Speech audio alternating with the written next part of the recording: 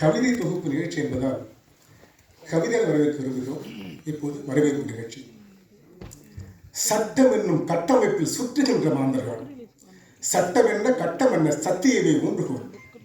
சத்தியமும் தத்துவமும் நடத்திருந்த வாழ்வினில் மெத்த எத்தனைக்க சித்தமாகும் வாழ்வியல். சித்தமேவும் தத்துவங்கள் தக்கத்தினால் வாழ்வதே, தக்கத்தினை வர்க்கம் கண்டு சட்டத்தினால் காப்பதே. சட்டம் போடும் திட்டம் யாவும் கட்டமைக்கும் நேர்வதி. சட்டம் போடும் திட்டம் யாவும் கட்டமைக்கும் நேர்வதி. சத்தியமே சித்தமான சுரேஷ்குமார் நீதிபதி. ஐயா சுரேஷ்குமார் அவர்கள்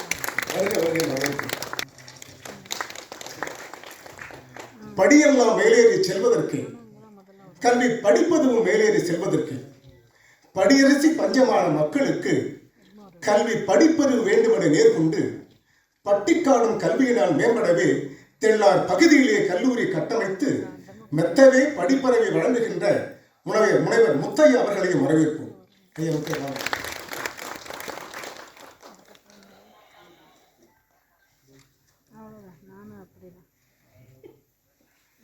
நல்லி அவர் வல்லனாவார், அந்த நல்லியிலும் வல்லனாவார். சல்லி கூட ஈயார் உலகில் நித்தம் அள்ளித்தரும் வல்லனாவார். நல்லி என்று இருந்திருந்தால் மண்ணில் நல்லியாரே வல்லல் என்பார். கப்பலுக்கோ சடைவல்லல், இவர் கவிஞருக்கோ கொடைவல்லல். பட்டுலக வேந்தராயின் இணைய பாட்டு தமிழ் வேந்தராக குவளையவே போற்றுகின்ற ஐயா குப்புசாமியை வரவேற்போம்.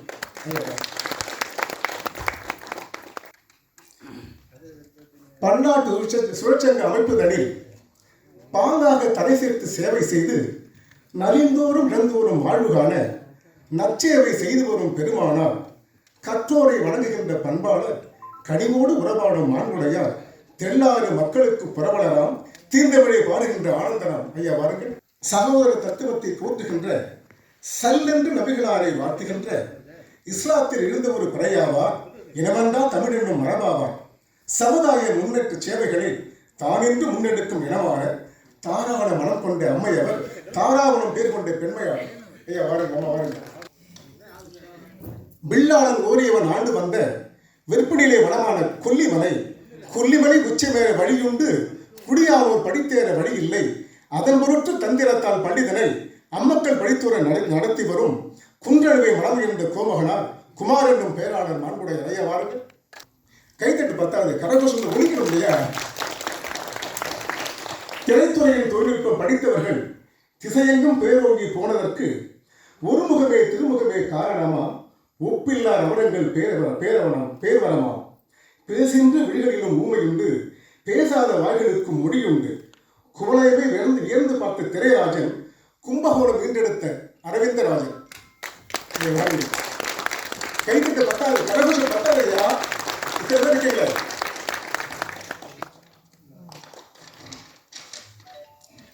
தென்குளத்தில் சிவகங்கை சீமை, தெளிவான திருப்பாச்சி கூர்மை, சிவகாசி வெடிபோல கோபம், திருநீற்ற திறம் போற்றும் தோற்றம், திரைப்பட நெறியாளர் அமைக்கு திறம்பட செயலாற்ற தேர்வு, எல்லோருக்கும் உதவுகின்ற மனசு, இவர்தான் எங்கள் பேர் அரசு. ஐயா பேரரசு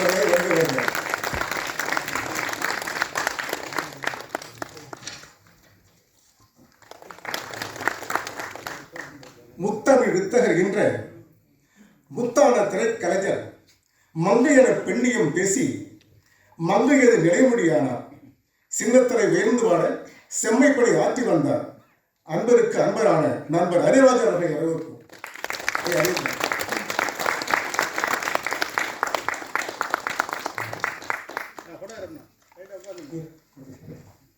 வண்ணத்திரை வாழ்வதன்னை சின்னத்திரை சிரிக்கும் காணீர்.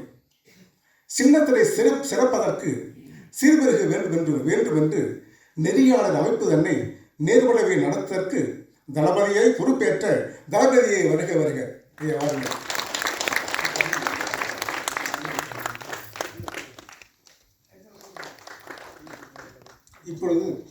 இப்பொழுது வந்திருக்கும் ஆண்பர்களையும் சான்றோர்களையும் பொன்னாடை போற்றி கௌரவிக்கலாம்.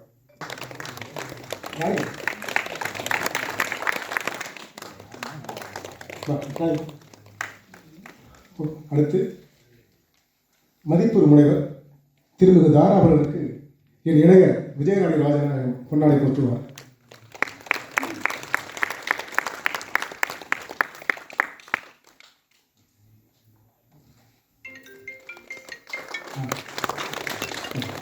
அடுத்து டிகேஜி ஆனந்த் அவர்களுக்கு இவர் இயக்குனர் ராஜா நிதிமுத்தல் ஆனந்த் சரி சார் ஆனந்த் சார் சொன்னார்.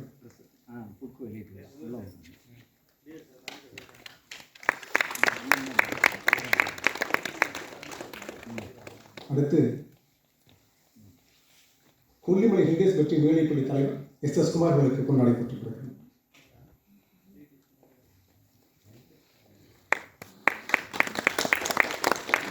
நல்ல படிப்பு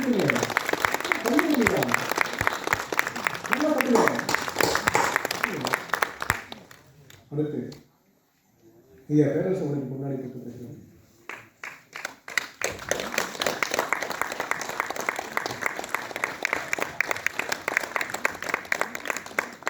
அதுக்கு ஐயா அரவிந்தராஜ் அவர்களுக்கு கொண்டாடப்பட்டிருக்கிறது.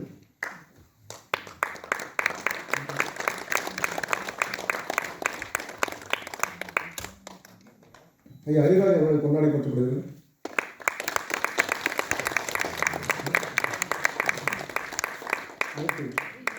ஐயா தளபதி அவர்கள் கொண்டாடப்பட்டிருக்கிறது. சின்னத்திரை தலைவர் ஐயா போட்டிருக்கிறேன்.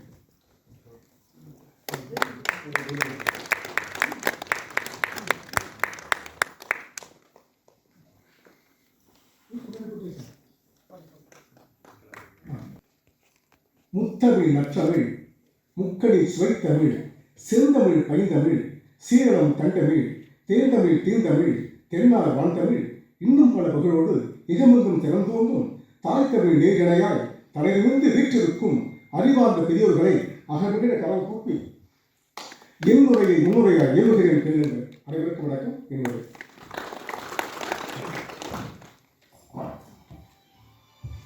முதலில் என் தந்தையாரை பற்றி பேச விரும்புகிறேன். காரணம், என் தந்தை யார் என்று நீங்கள் தெரிந்து கொள்ள வேண்டியிருக்கிறார். சினிமாவுக்கு அழைத்து வர மறுத்த நாடக கலைஞர், முறைப்படி ஓய்வூதிய மருத்துவம் படித்த ஆரோக்கிய மருத்துவர், சோழ கலைஞர் முன்னர் இருந்தார். வீட்டுக்கு வருபவர் சில அவருடைய பிரச்சனை சொல்லுவார்கள். அப்பொழுது செய்ய சொல்லி அவர்கள் சில தீர்மானம் சொல்லுவார்கள். சின்ன வயசுல நான் ஸ்கூலில் படிச்சுட்டு இருக்கும்போது அதை கேட்டு கேட்டு வந்தேன். எனக்கு முதல் இலக்கிய ஆசாரம் என் தந்தையார் தான். அவர் சொல்லுவார், பயனில்லாத 7 இடுக்கணுக்கு 8 என் சந்தை சொல்ல கேட்டிருக்கேன். ஆபத்து குதவா பிள்ளை, அரும்பசி குதவா அண்ணன், தாபத்தை தீர கண்டி, தரித்திர வடியா கண்டி, கோபத்தை அடக்காது, குறுமொழி கொள்ளாசிரன், பாபத்தை தீராத்திட்டம், பழநிலை இருந்தாங்க. இந்த பயனில்லாத 7. அடுத்து இடுக்கணு பொதுவாக 8 தன்னுடன் பெறவாதாண்டி தனைவரா தாயார் தந்தை அன்னையை எடுத்துச் செல்லும் அரும்பொருள் வேசியாசை மண்ணியை வீட்டின் கல்வி பருமனையாட்டி வாழ்க்கை என்னவாம் வீட்டு இடுக்கணு பொதுவாக இன்னும் சொல்லிட்டே வருவாங்க. விரும்பால் விடுவாள் கொள்கை, வீரூரும் தருவாய் கொள்கை, தம்பதம் தின்பாய் கொள்கை, தாகிரை என்பாள் கொள்கை, அம்பினம் கொடிய கண்டால் 1000 குந்தையாளை நம்பிய பிறர் நாம் 1000 தலையாமரை பெய்வனா நாய்வாளை அறுபத்து பேய்க்கு திட்டி நற்றபடி ஈடுபடு தேனியாகவும் வீடு தானியாகவும் பேய்வாழும் சுடுகாட்டை பெருக்கு தள்ளி பெருவிளக்கு வேட்டு வைத்தால் வீடுதாமோ தாய் வாய்த்த கேட்ட கேளாளரின் சகந்திக்கு என் சாற்றிலும் திருந்த மாட்டான், ஈவாறு ஈய மாட்டான், ஈய விட்டான் இவனும் ஈயா என்று ஒரு குரல் ஒரு செய்தி இருக்கிறது. அடுத்து பார்த்தீங்கன்னா இன்னும் சில பேர் வந்து தன்னை குறைய சொல்லும்போது சொல்லுவாங்க, ஆடியை பூவும் காய் அழிதரும் பழமும் உண்டு, சாலையை பட்சிகள்லாம் தனக்கு தன்புடி என்றே வாழும், வாயில் வந்து தேடி வந்து ஒரு கூடான் கூடி இப்படி என்று சொல்லி சொல்லி வருவார்கள். இதெல்லாம் எங்கே இருப்பாங்கன்னு தெரியாது. அப்போ இங்கே இருக்கும்போது நான் 7வது வந்துட்டேன். அப்போது தண்டாமரை உடன்பிறந்தும் தண்டை நுகரா மண்டூகம் பண்டூகால திரையிறந்து வந்து கமல மதுகுண்டும் பண்டை படகு இருந்தாலும் அரியருக்குள்ள நல்லாரி கண்டே கழுத்தும் குறைவாடி கலப்பல் தன்மை நல்லோர் என்று ஒரு அரசு விருத்தம். அது விவேக சிந்தாமணி. இப்போ நான் படிக்கும்போது இவங்க சுண்டல் விதத்தில் ஒரு திரும்ப போயிட்டுருக்கேன். இப்போ சுண்டல் வாங்க போகிறேன். அங்கே விவேக சிந்தாமணி இருக்குது அந்த புத்தகம். நான் அவங்ககிட்ட ஐயா சுண்டலை மறந்துட்டேன், இந்த புத்தகத்தை கொடுங்க என் நோட்டுகளை சொல்லி ஓடி என் 7வது கணக்கு நோட்டு கொடுத்துட்டு அந்த புத்தகத்தை வாங்கிட்டேன். கிட்டத்தட்ட 40 நாடுகளை பத்திரப்படுத்தி வச்சுருக்கேன். இந்த புத்தகம்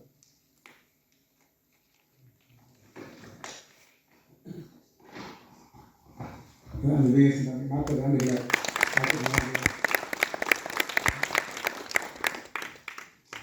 இன்னும் நிறையா ஒவ்வொன்றும் சொல்லிட்டே வருவாங்க. ஒரு சவரம் என்பது இருக்கிறது, அதை அடிக்கடி சொல்லுவார். அட்ட பட்டாலும் பாசுவையில் குன்றாதரவாய் நட்டாலும் நண்பல்ல நண்பல்ல கெட்டாலும் மேன்மக்கள் மேன்மக்களே சங்க சுட்டாலும் உண்மை தரும். இது சவள வெண்பா. சவள வெண்பா என்னன்னா 2வது அடி ஒரு சீர் குறைந்து வரும். வெண்பான்னா 4 சீர், கடைசி 4ஆம் சீர் இது மாதிரி 3 சீர் இருக்கும். ஆனால் 2வது அடி 3 சீராக இருக்கும். அட்டாலும் பாசுவையில் குன்றாதரவாய் நட்டாலும் நண்பல்ல நண்பல்ல. அப்போ அடுத்த சீர் இல்லை, இது சவள வெண்பா. நீங்கள் ஊரில் கேள்விப்பட்டுக்கலாம். தாயில் குழந்தை சவளை குழந்தைம்பாங்க. அப்போது ஒரு குழந்தைக்கு 2 தூண், அப்பா அம்மா. ஒரு தூண் விழுந்து விட்டால் அது சவளை. அப்போ 2ஆம் அடி ஒரு சீர் குறையும் போது சவளை வெண்பா.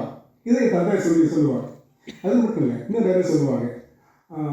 நீரளவியாகவும் நீராகும் தான் பெற்ற நூலளவியாகவும் முன்னறிவு மேலே தவக்கலவியாகவும் தான் பெற்ற செல்லும் குலத்தலையாகவும் குணம், இப்படி சொல்லிட்டு வருவாங்க. இப்படி சொல்லும்போது சில நேரங்களில் காலத்தை பூசி வராதகம் கடவுளுக்கு சொல்லுவாங்க. காயம் மீது போய் இடம் காட்டு வைத்த பாடான்னு சொல்லுவாங்க. இது எங்கே கேட்டு போய் எனக்கு உட்காந்து எடுத்து இது பட்டியலற்ற பாடல் அப்படின்னு சொல்லுவோம்.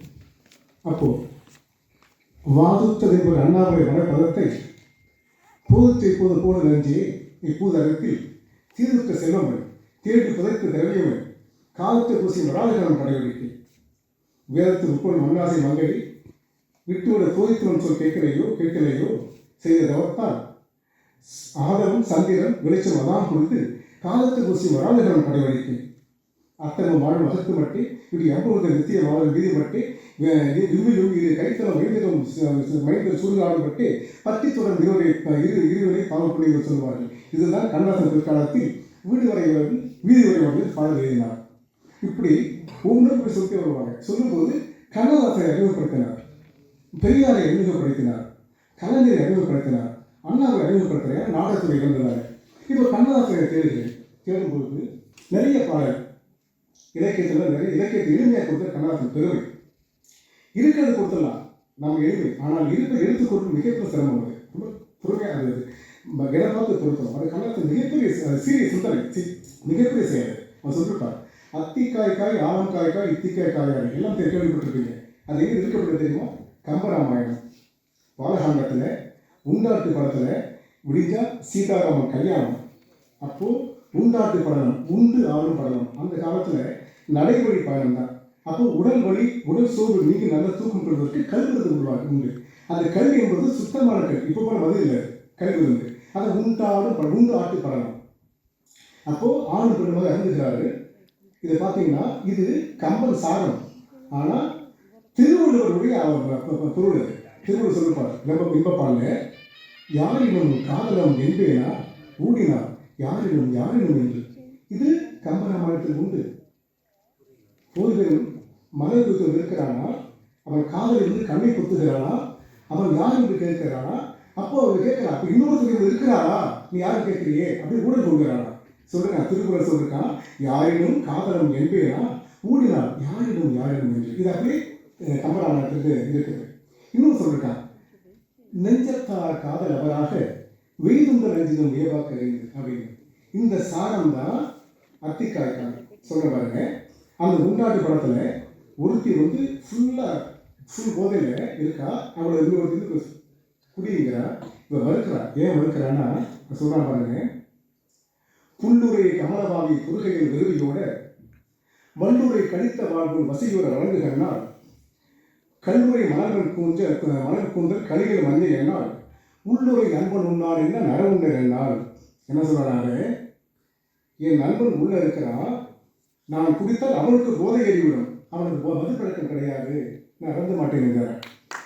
அடுத்த ஒன்று சொல்கிறார், கல்மணி வண்ணத்துள்ளே கழிக்கும் தன் முகத்தை நோக்கி விண்மதி மதுவின் ஆசை வீழ்ந்ததன் விருத்தி உண்ணி உண்மகை கணவனோடு ஊடு நாள் நெமை நீங்கி தன்மதி ஆதியாகி தருமணி நரவை என்றாள் அப்படின்னு இன்னொன்று சொல்லலாம். என்னன்னா, கல்மணி வண்ணத்துள்ளே, வண்ணம் என்றால் கல் கலையம். அந்த கல் கலையம் இருக்கிறா, முழு போதையில் இருக்கிறா. இப்போ பார்க்கும்போது தன் முகமே வந்து வட்ட வடிவம் நிலாவில் தெரிகிறதா. அப்போ என்ன ஃபீல் பண்ணுறா, அந்த நிலாவை வந்து விழுந்துருச்சு, வந்து கல் கேட்குது, நம்மகிட்ட கேட்குது, அப்படி ஃபீல் பண்ணிக்கிறாளா. கல்மணி வண்ணத்துள்ளே கழிக்கும் தன் முகத்தை நோக்கி விண்மதி மதுவனாசை வீழ்ந்ததை நிறுத்தி உண்ணி உண்மையை கணவனோடு ஊடலாம் நம்பி நீங்கி கணவனோடு பிரிந்திருக்கும் போது உடம்பெல்லாம் நீ சுடறிய நிலாவே, நான் பிரிய கொண்டிருக்கும் போது இவன் சுடுகிறாயே, நான் அந்த மூடல் கொண்டு இப்போ சுடுகிறாயே, எப்போதும் நீ தன்மதியாதியாக இருப்பதும் குளிர்ச்சியாக இருந்தாக்க நான் உங்களுக்கு கொடுக்குறேன் அப்படின்னு சொல்கிறாங்க. எல்லாம் பாருங்க, பழைய பாண்டியாவில் ஜன்னல் அடிப்பாங்க, சிவாஜியும் தேவிகாவும் நிலாவை காட்டிருப்பான். இப்போ அவன் சொல்லுவான், அந்த நிலாவுக்கு என்ன ஒரு நினைச்சேனே இப்படி காய்க்கிறது. தேவிகா சொல்லுவா, சிவாஜி சொல்லுவார், என் நிலாவே என்ன காய்ச்சது போதும் அந்த புள்ளி காய் அப்படி சொல்லுவார். சொல்லிட்டு அத்திக்காய் காய் காயாலங்காய் வெண்ணிலவே இத்திக்காய் காயாதே என்னுயிரும் நீ எல்லவும் பாடுவார். அப்ப என்னன்னா, நாங்கள் சேர்ந்திருக்கிறோம். அத்திக்காய் காய் அந்த பக்கமாய் காய், ஆலங்காய் விஷத்தை காய், இத்திக்காய் காய் இந்த பக்கமா காயாதே. திசை 7 திக்கு 8, திசை 7 திசை 4 திக்கு 8, திசை 4 திக்கு 8 இல்லையா?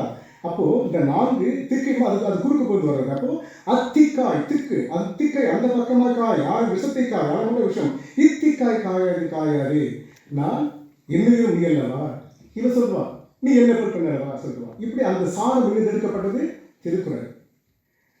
இது கம்பன்.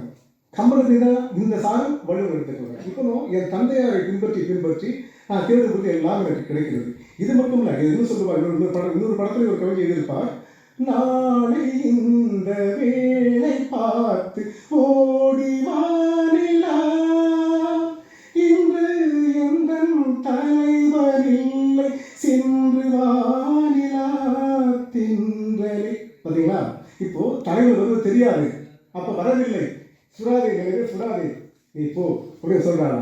இதையே அது வாழி நினைக்கிறேன். இப்போ வைரம் கூறுகிறார், என்ன ரெண்டு கண்ணம் சந்தன கிண்ணம் ஆரம்பிப்பாரு, இளம்பிறையே வளர்ந்து விடாதே இருளே இவளின் துணையே இனி தித்திக்கும் ராத்திரிகள் நிலவே சுடாதே. நாங்கள் சேர்ந்து விட்டோம், ஊரையும் தித்திக்கும், என்னை சுட்டு விடாது. ஆட தூங்கிய சூரியனை இரவை தொடாது, தொட்டால் வெளிச்சம் வந்துடும், நீ தூங்கு அப்படி வைரம் தேடுவார்.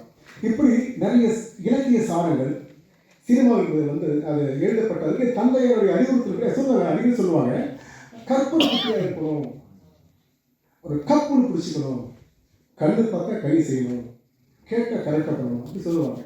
ஸோ நான் இசை படிக்கல, ஆனால் நான் படித்த பள்ளிக்கூடம் சேம்பரத்தில் எனக்கு காலையில் 6 மணிக்கு பிரேயர் சாங் உண்டு. தேவாரம், திருவாசகம், திருவருப்பா, மாசில் வீணையும் மாலை மதியமும் வீசு தென்றலும் வேங்கிடவேனிலும் மூசு வண்டரை பொய்கையும் போய்யாது. ஸோ இப்படி காலையில் 6 மணிக்கு நாங்கள் இந்த திருவாசகம் பாடுவோம். அதே திருவருட்பா, அருஜோதி தெய்வம் என்னை ஆண்டு கொண்ட தெய்வம் அம்பலத்தை ஆடுகின்ற ஆனந்த தெய்வம் அருஜோதி தெய்வம் என்னை. காலை 6 மணிக்கு வரவு சாமினார் அண்ணாமலை பல்கலைக்கழகத்தில் இசை கல்லூரி முதல்வர் அவர் வருவார். சேம்பரம் ஜெயராமன் அவர் குடும்பத்தில் சிஎஸ் பாலு வருவாங்க. காலையில் 6 மணிக்கு பிரேயர் சாங் இந்த மாதிரி எல்லாரும் பாடுவாங்க. இப்படி வளர்ந்துடும். இப்போ தந்தையார் அறிவுறுத்தல் இப்படி நான் இசை எதுவும் கற்றுக்கொள்ளவில்லை, ஆனால் சரளமாக சகை வசதி சொல்லுவார்கள், சரளம் வசனம். ஆனால் சகம பக மக சனி சனி பக பனி பசா சா. தமிழ் இந்த இசை எங்கே எடுக்கப்படுகிறது? தமிழில் எடுக்கப்படுகிறது. பாருங்க, சரிகம பதனி சாகிபது சுற்று. இப்போ 5 வல்லெழுத்துக்கள் வல்லினம். சரிகம பதனியில் ச க ப ந. 2 இடைவெளித்துக்கள், சாரி வெளியில் எழுத்துக்கள், மா நீ, ஒரு இடையினம் தான் நீ. சரிகம பதனி. அப்போ இசைத்தமிழ் தான் நல்லா பார்க்கலாம். இசைத்தமிழ் எந்த மொழிக்கும் எதுவுமே, எந்த மியூசிக்லாம் இங்கிலீஷ் கிடையாது, இல்லை இசை தெலுங்கு கிடையாது. இசைத்தமிழ், இன்பத்தமிழ், இனிய தமிழ், தமிழுக்கு திறமை உண்டு. அப்போ தந்தையாருக்கு சொல்லும் போல நான் அதை பற்றி அதிக யோசனை ஆழ்ந்து பார்த்து எனக்கு ஒரு ஃபீல் வருது. அப்போது ஒரு படைப்புனா அதை பற்றி படிக்காம படைப்பு படுத்திருக்கிறான். இன்னைக்கு முன்னே படிச்சு அதை படைச்சவனுக்கு தெரியாது இல்லையா? இந்த உணர்வை வெளிப்படுத்த ஒரு ஒளி உருவாக்குறான், ஒளிக்கு என்ன பண்ணான், ஒரு வடிவத்தை கண்டுபிடிக்கிறான், வடிவத்தை என்ன பண்ணான், திரும்ப எழுத்தா கொண்டு வரான். இப்படி வந்து ஆனா உருவானது இல்லையா? உலகத்தில் அதிக எழுத்தை கொண்ட ஒரே மொழி தமிழ் மட்டும்தான். 246 நீ பார்க்கலாம். ஏன்னா உயிரெழுத்து மெய்யெழுத்து மெய்யெழுத்து உயிர் மெய்யெழுத்து. அக்கடாங்க அது மட்டும் இருந்தாலும் ஒரு சிறப்பை பாருங்க. ஒவ்வொரு எழுத்தும் ஆனா ஆவணா இருந்து நம்ம பேசுவோம். அப்படின்னா எங்கே தொடங்கினாலும் நகரத்தில் முடிகிறது. அதை நாம் சொல்லாமல் சொல்வது ஆனா. அரிச்சோடி அகரத்தில் தொடங்கி நகரத்தில் முடிவு இல்லையா? அப்போ ஆனா ஆவண்ணா ஈனா நான் என்று முடிப்பான். அக்கனா அங்கே வச்சுக்கான் என்ன 3 புள்ளி. அதுதான் நினைக்கிறீங்க என் வரி கெட்டியது. உயிரெழுத்து மெய்யெழுத்து உயிர்மெய் எழுத்து 216. அப்போ அக்கனா வச்சுட்டாங்க. இப்படி அதிகமாக அந்த தேர்வு. அப்போது இந்த இசை எழுத்துக்கள் எங்கள் தமிழ் இசை தமிழ். அப்போது இதெல்லாம் கேட்கும்போது நான் இசை படிக்கிறவங்க எனக்கு அப்படியே சாதாரணமாக அப்படியே வருவேன் பாடுவேன். சகமபகமக சனி சனி பகவனி பசா கரி மாமகா பாமமகாரி நிசா. ஏன்னா இது தமிழ் தானே, இதுக்கு போய் படம் படிக்கணுமா? நம்ம முயற்சி பண்ணலாம். சகமா பானி சா சனி பமக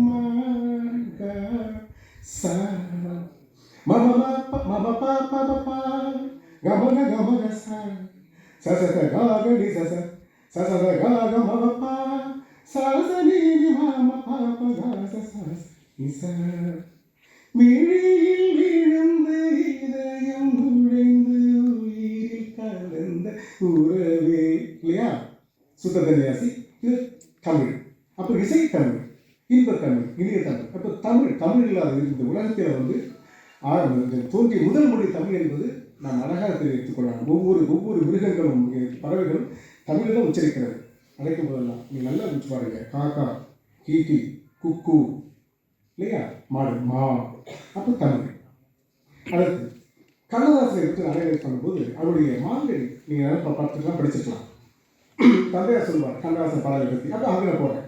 அப்போ மாங்கனி எனக்கு படிக்க பார்க்குறேன். மாங்கனி அவர் 1954 திருச்சி மத்திய சிறையில் அங்கே இருக்கும்போது எழுதப்பட்ட நூல்.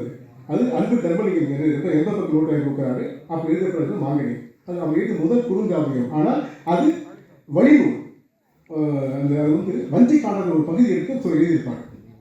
அது சொல்லுவார் கண்ணதாசன். நீங்கள் பார்த்தீங்கன்னா பழிகுறைத்த ஆரியரை வெற்றி கண்டு 10 சிலை சமைத்து கல்லெடுத்து இடிகுணத்தால் நலிகேற்றி கொண்ட நாளை எங்கோமல் சேரதை வினாவை கண்டான் அப்படின்னு சொல்லிட்டு வருவார். சீக்கால் இருந்தார். அதனால் தேதி இல்லை, சிலை இல்லை, தெய்வம் இல்லை, தேவை இல்லை, தெய்வத்தை சிவடாக்கும் தேவர்கள் சொல்லிட்டு வருவார். வரும்பொழுது அந்த நயம் பாருங்க. மாங்கனி கதாநாயகி அவரை வர்ணிக்கிறாரு. விரிக்காத தோகை மொழி வண்டு மடக்காத கண்டை மலர் இளவு கண்டு சிரிக்காத அல்லிமுகம் செகத்தில் யாரும் தீர்ந்தாத இளவனாரும் கடுமையானம் சேர ஒரு விளங்குகிறார். வாழ்பட்டால் கூறு மழுங்க வலிமை மிக்க வாழ்வகத்தில் பொன்முடைகள் தொட்டினால பால்பட்டால் பகிரங்க கூறும் கண்கள் வளவளக்க விட்டிருந்தான் சேரகமான. இப்படி சொல்லிட்டே வருவாங்க. இப்படி கண்ணதாசன் தேடி ஒரு வழியாக நான் இலக்கியத்தில் ஈடுபட்டு இலக்கியம் படிக்காவிட்டாலும் தேவா போய் நான் கற்றுக்கொண்டேன். இப்போது இந்த கவிதை இந்த உயிரை அடையேற்று வந்திருக்கு. ஆக இந்த கவி அப்படின்னு பார்த்தா முதல் இலக்கிய ஆசார் என் தந்தை தாய் என்று சொல்லி என் முறையை இவர்கள் முடித்துக் கொண்டு இப்பொழுது புத்தக வெளியீடு நிகழ்த்தாவிட்டு மிக புத்தக வெளியீடு பொழுது முந்து தமிழ் சோலை மதிப்பூர் முனைவர் தாரா அவர்கள் முனைவர் பத்மஸ்ரீ நல்லி குப்பசாமி வெளியிட பெற்றுக்கொள்கிறார்.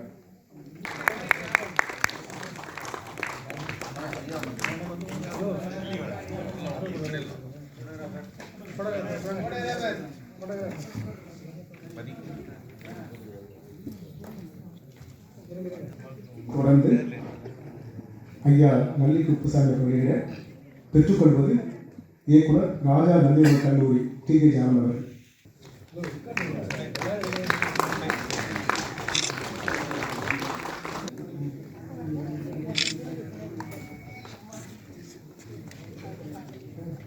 அடுத்தது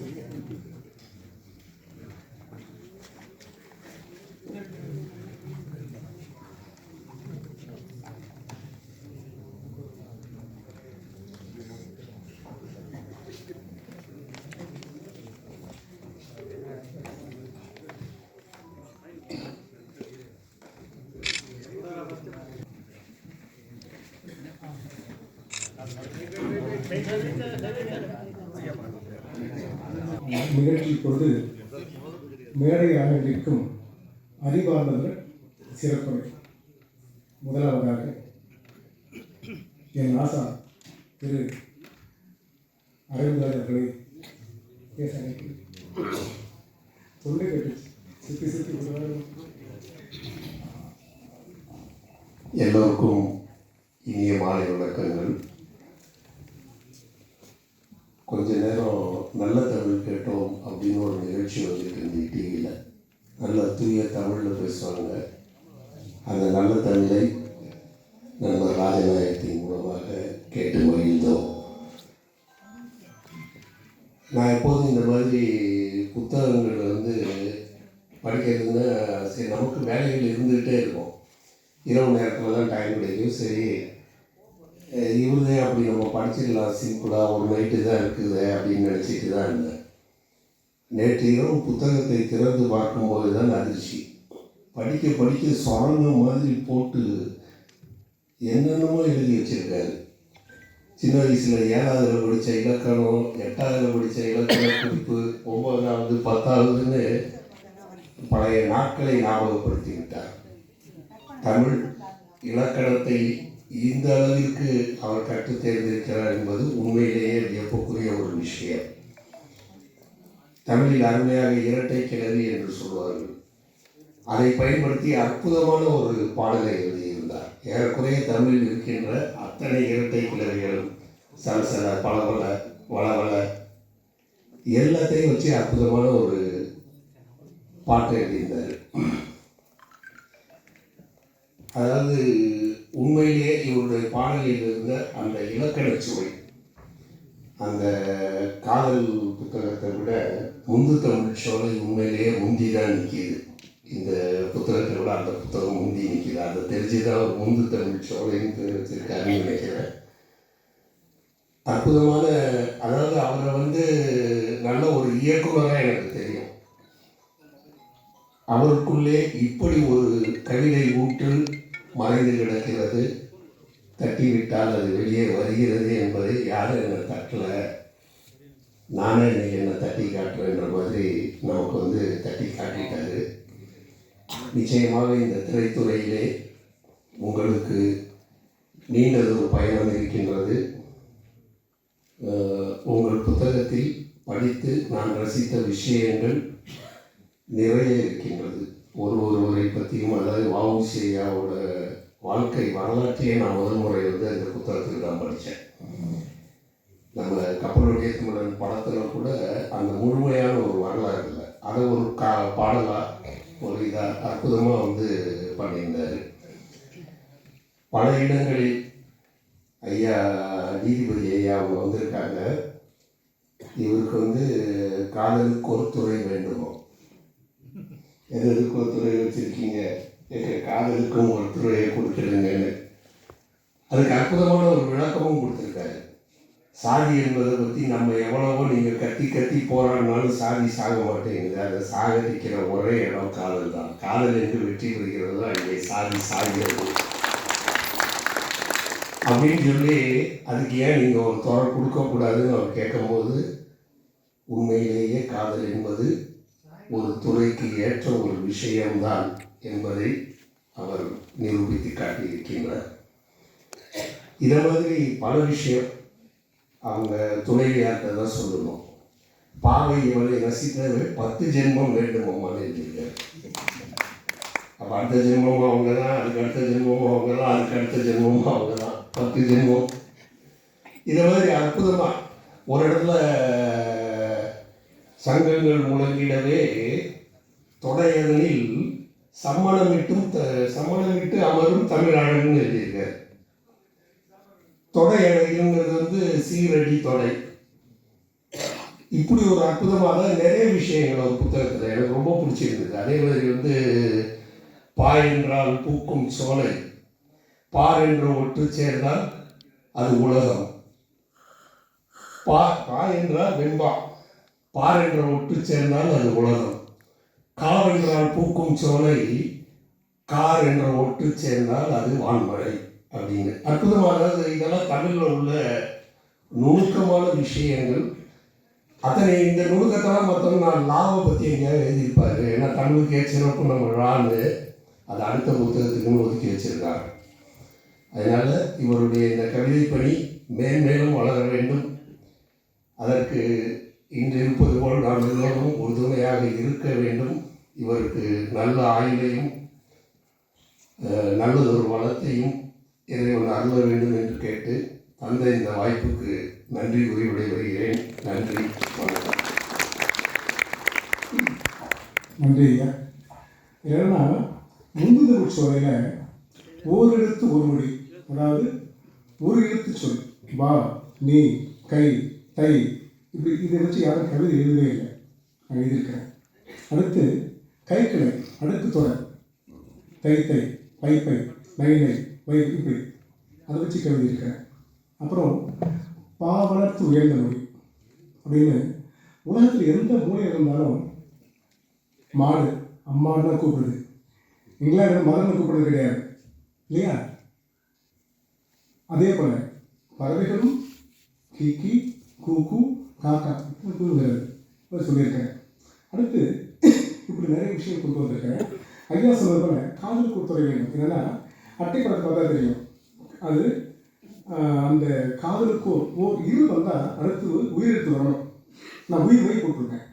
ஏன் அப்படின்னா காதலுக்கு இலக்கணம் கிடையாது. அடுத்து மேலே வரி போட்டிருக்கேன். அதில் பார்த்தீங்கன்னா ஈக்கு அடுத்து ஈக்கு ஒற்று வரணும் இல்லையா? அது ஈக்கு எடுத்துருப்பேன். ஏன்னா அதுக்கு பிடிப்பு இல்லை வாழ்க்கை காதல் என்று சில மாதம் பேப்பரில் பார்த்தேன். ஒரு மகளை தாயை வெட்டி கொள்கிறான் கலர் திருமணம். அது பாருங்கள் போட்டிருக்கேன். விடியலை நோக்கியே வேள்விகள் செய்கிறோம், வேள்விகள் செய்துமே கேள்வியாய் கிடக்கிறோம், கேள்வியாய் இக்கு வரணும். ஒற்று கேள்வியாய் இக்கு போடலை, கேள்வியாய் கிடக்கணும், பிரிஞ்சு கிடக்குது. சேர்ந்து இருந்தாலும் கதவு தட்ட சத்தம் கேட்டு நாயை தட்டினா கூட யாரோ கத்தி தந்துருப்பாலும் இவங்க ஒரு உயிர் துடிக்குது இன்னை வரைக்கும். அதுக்கு ஒரு சரியான பாதுகாப்பு இல்லை. அதனால தான் காதலுக்கும் துறை வேண்டும் என்று அவங்க பாதுகாப்பு தான் ஒரு விஷயத்தை எழுதியிருக்கேன். அவ்வளோதான், வேறு ஒன்றும் இல்லை. தொடர்ந்து அடுத்து அது தொடர்ந்து ஐயா நீங்கள் பேசுங்க. ஐயா என் நண்பர் ஹரிராஜ் அவர்கள் பேச வருகிறார்.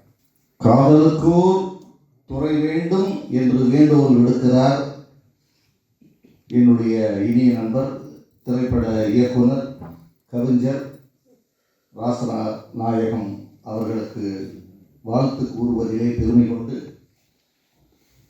கருப்பு உடைக்குள் கவிதை பிறந்தால்தான்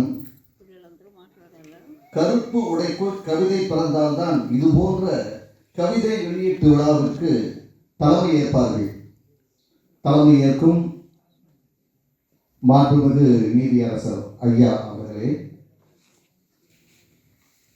பட்டு என்றாலே மங்கைகளுக்கு பிடிக்கும். பட்டு என்றாலே மங்கைகளுக்கு பிடிக்கும். மங்கை மெகாதொடரை இயக்கிய எனக்கும் இந்த பட்டு ஐயாவை பிடிக்கும். பட்டுலக வேந்தன், இந்த பட்டுலக வேந்தன் ஐயாவை எனக்கு பிடிக்கும். மதிப்புமிக்க ஐயா நல்லி குப்புசாமி செட்டியார் ஐயா அவர்களே, தங்களையும் வணங்குகிறேன். அடுத்ததாக இந்த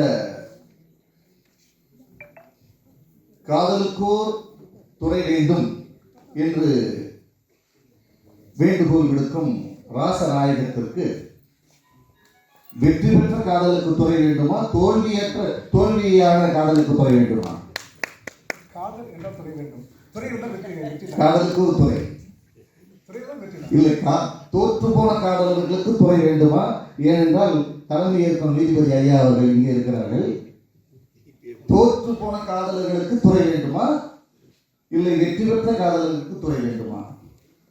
அது நீதிபதி ஐயா அவர்கள் அவருடைய உரையிலே விளக்குவார்கள் என்று எதிர்பார்க்கிறேன். என பல தீர்ப்புகளை எழுதியிருக்கிறார். இங்கே இதற்கும் ஒரு தீர்ப்பை அவர் எழுதுவார் என்று எதிர்பார்க்கிறேன். அடுத்ததாக முன்னிலை வகிக்கும் கலைமாமணி முனைவர் முத்து என்றாலே எல்லாரும் தன்னுடைய சொத்து என்பார்கள். பேரன்பிற்குரிய கல்வியாளர் முத்து ஐயா அவர்களை தங்களையும் வணங்குகிறேன். அடுத்ததாக இந்த காதலுக்கு ஓர் என்று சொல்லக்கூடாது என்று நமது கவிஞர் சொல்லிவிட்டார். ஓர் வேண்டாம், காதலுக்கோர் அந்த காதலுக்கோர் துறை நூலை பெற்றுக்கொண்டு தங்களது ஆசீர்வாதத்தை வழங்கியிருக்கும் அன்பு நிறைந்த ஆனந்த் ஐயா அவர்களை தங்களையும் வணங்குகிறோம். மெட்ரிக் மேல்நிலைப்பள்ளி கல்வியாளர் ஐயா குமார் ஐயா அவர்களையும் சபையின் சார்பாக வழங்கி வாழ்த்து தெரிவிக்கிறோம். மேலும் எங்களுடைய திரைப்பட துறையின் சார்பிலே மதிப்புமிக்க இயக்குனர் ஆர் அரவிந்த்ராஜ் ஐயா அவர்களே, இயக்குனர் பேரரசு ஐயா அவர்களே, இயக்குனர் எட்வர்ட்ராஜ் ஐயா அவர்களே மற்றும் இந்த விழாவுக்கு வருகை தந்து சிறப்பித்துக் கொண்டிருக்கும் அனைத்து பெரியோர்களே, தாய்மார்களே, உங்கள் அனைவரையும் இந்த வெளியீட்டு விழாவிற்கு அழைத்து சிறப்பு செய்த இயக்குனர் ராச விநாயகம் அவர்களுக்கும் நன்றி சொல்லி, இந்த நூல் நான் ஏற்கனவே 2 நூலை என்னிடம் அளித்தார். 2 நூலையும் நான் படித்தேன். பல விஷயங்கள் அதில் புதுமையாக இருக்கிறது. அவர் புறப்பட்ட இடத்திலிருந்து கடந்த இடத்தை நோக்கி எதிர்கால சந்ததியின் வரை புரியும் அளவிற்கு இந்த கவிதை நூலை படைத்திருக்கிறார். நிறைய விஷயங்கள் அதில் இருக்கிறது, சொன்னால் நேரம் போதாது. ஆகவே அவர்களுக்கு வாழ்த்து கூறி, முக்கியமாக ஒருவர் அது திரைத்துறையில் இயக்குநராக இருந்தாலும் சரி, வேறு எந்த நடிகராக இருந்தாலும் சரி, வெவ்வேறு துறையில் இருந்தாலும் சரி, அவர்களுக்கு துணைவியார் நல்ல துணைவியார் அமையும் போதுதான் எத்தனை வயதானாலும் இப்படி சிரித்துக் கொண்டே கவிதைகளை படைத்துக் கொண்டே இருக்கலாம். திருமதி ராசவிநாயகம் அம்மையார் அவர்களுக்கு சபையின் சார்பாக நன்றி. வணக்கம். வந்தேன். காதலை பற்றி கண்ணதாசன் மாங்கலியில் சொல்லுவார். அடவேறு சேரன் உதவிவீரன் சேனை வீரன் மாங்கலியில் காதல் கொண்டு அப்படி மயங்கி போகிறான். அவள் தேடி போகிறான். அப்படி எப்படி இருக்கானா மனசில் சொல்லுவான், செழுங்குடியை கண் வாங்கி மனதில் போட்டு சீரமைக்க முடியாமல் இருந்தாங்க. செழுங்குடியை கண் வாங்கி மனதில் போட்டு, அதுதான் பிற்காலத்தில் இது 54 எழுதப்பட்டது. இது செழுங்குடியை கண் வாங்கி மனதில் போட்டு கண்ணதாசன் எழுதுகிறார். 82 இதே பாடுதான், இதே வரி தான். விழியில் விழுந்து இதயம் விழுந்து உயிரிழக்கிற முறை. அது 85 புலம்பு எழுதுகிறார். மாறை கருக்களில் சோரை கருங்குயில் ஏன் பாடுதோ, சோடி குயில் ஒன்று பாடி பறந்தது தான் கேடுதோ, கண்ணுக்குள்ளே வா வா நெஞ்சுக்குள்ளே போ போ என் ஜீவனே. இது காதல். அப்போ அதுக்கு துணை வேண்டும். அதனால தான் அது எழுதினேன். தொடர்ந்து பேச விரும்புவது ஐயா தளபதி அவர்கள். தலைவர் சின்னதுரை சொல்லுங்கள். நீங்கள் வாங்க.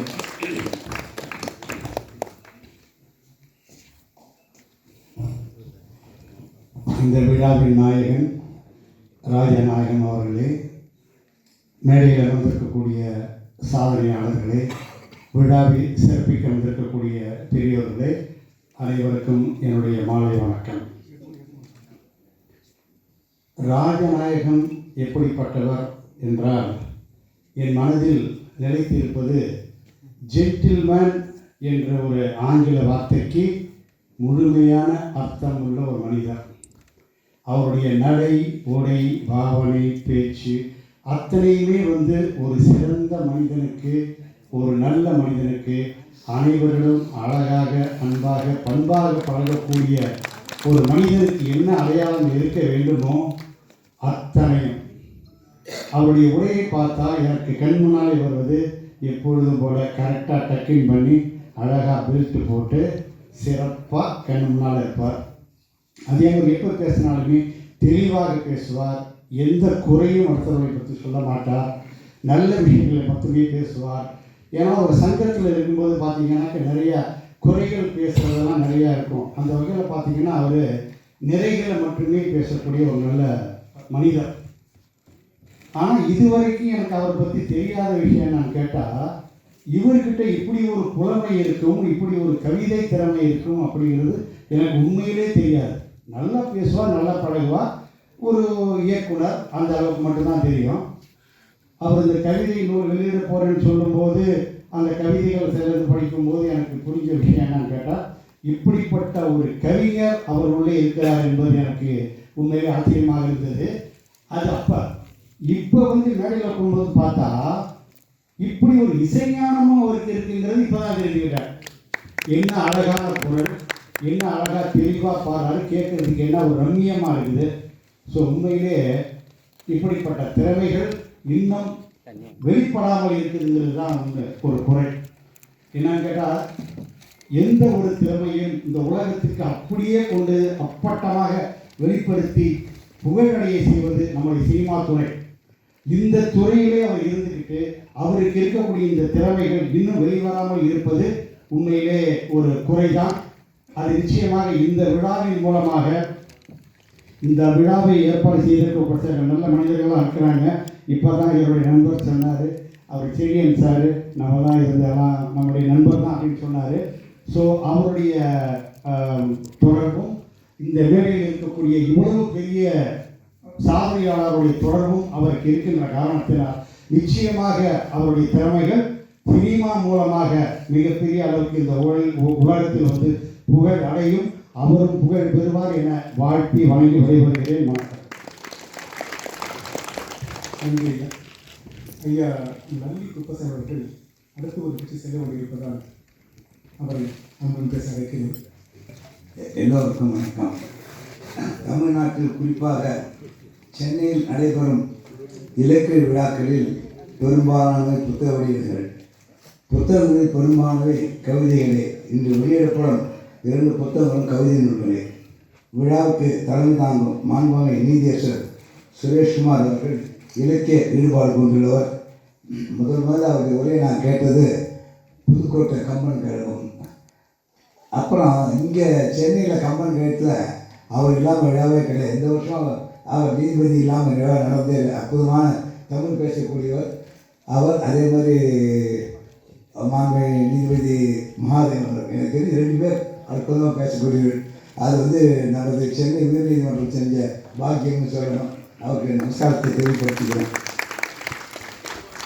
புதுக்கோட்டை கம்பன் கழகத்திலும் சென்னை கம்பன் கழகத்திலும் இவர் ஆற்றிய உரையை கேட்டிருக்கிறேன்.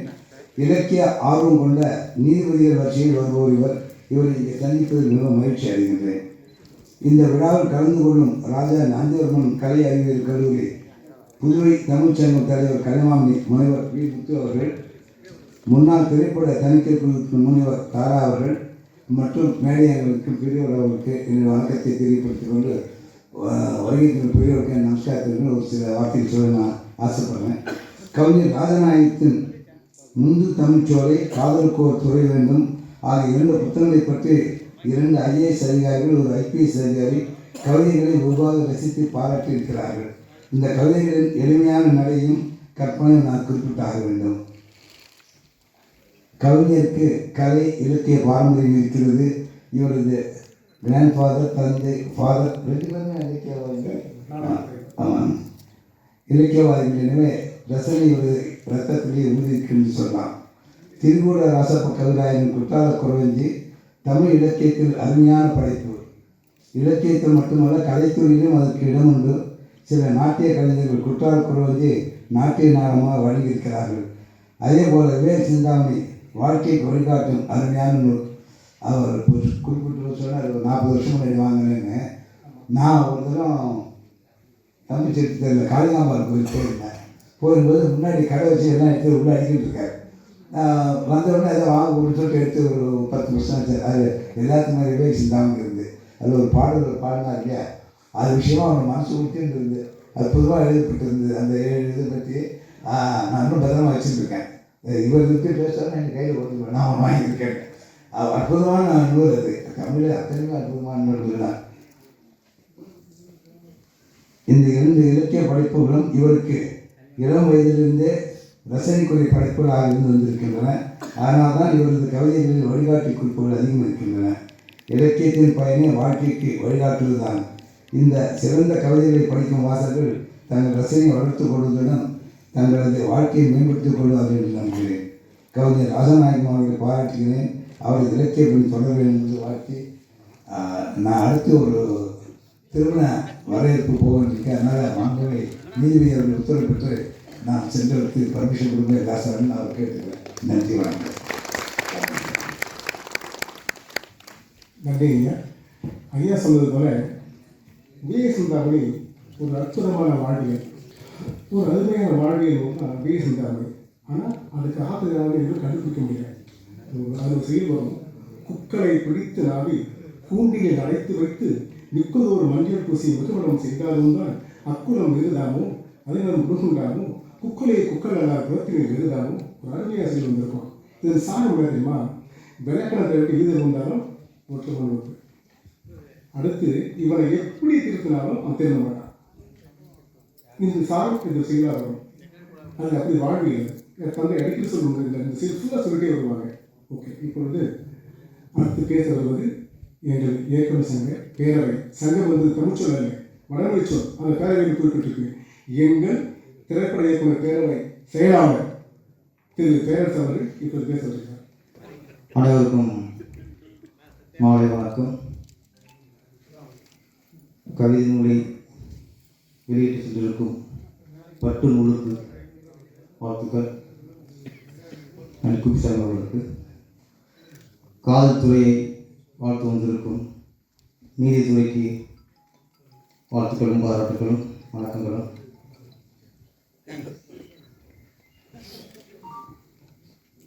ராஜநாயகம்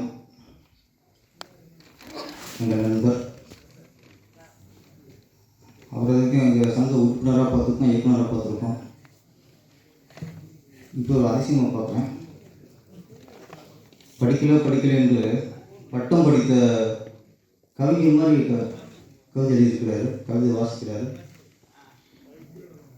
ராஜநாயகத்தை வந்து ஒரு காளிதாசமாக தான் பார்க்குறேன்னா அதெல்லாம் இறைவன் கொடுத்த வரம். சிலது நம்ம என்ன தான் படித்து என்ன தான் கவிஞர் ஆகணும் புலவர் ஆகணும்னு நினச்ச விட வராது. சிலது பிளட்லேயே வரும். இந்த பிளட்டு தான் அவங்க அப்பாவும் இலக்கியவாதி தான். அதனால் அந்த அந்த ரத்தம் தான் அங்கே கொதிக்குது.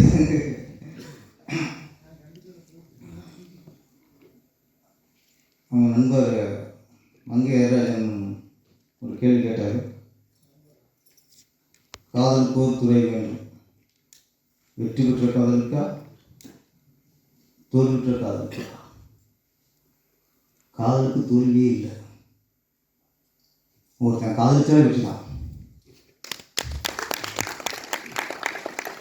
பொண்ணை காதலிச்சாலே அங்கேயே வெற்றி.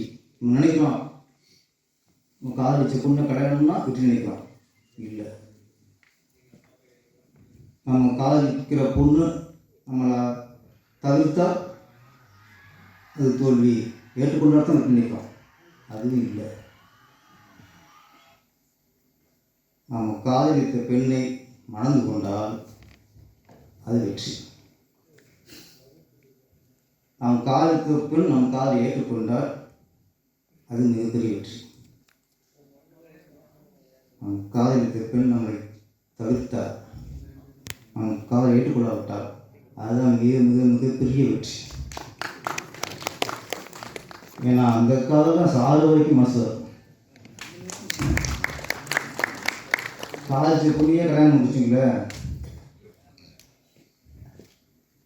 ஒரு கவிதை நம்மளுக்கு எப்போ கவிதை எழுதுவோம். நான் ஒரு கவிதை எழுதுகிறேன்.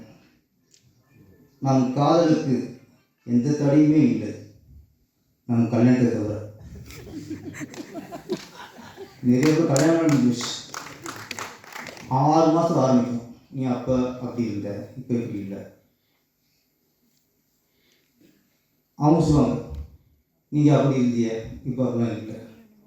காதலுக்கு முன்னால் உள்ள செயல்களை கல்யாணத்துக்கு அப்புறம் கம்பேர் பண்ணி நிம்மதி போயிடும். இதனாலேயே நிறைய காதலர்கள் கல்யாணத்துக்கு அப்புறம்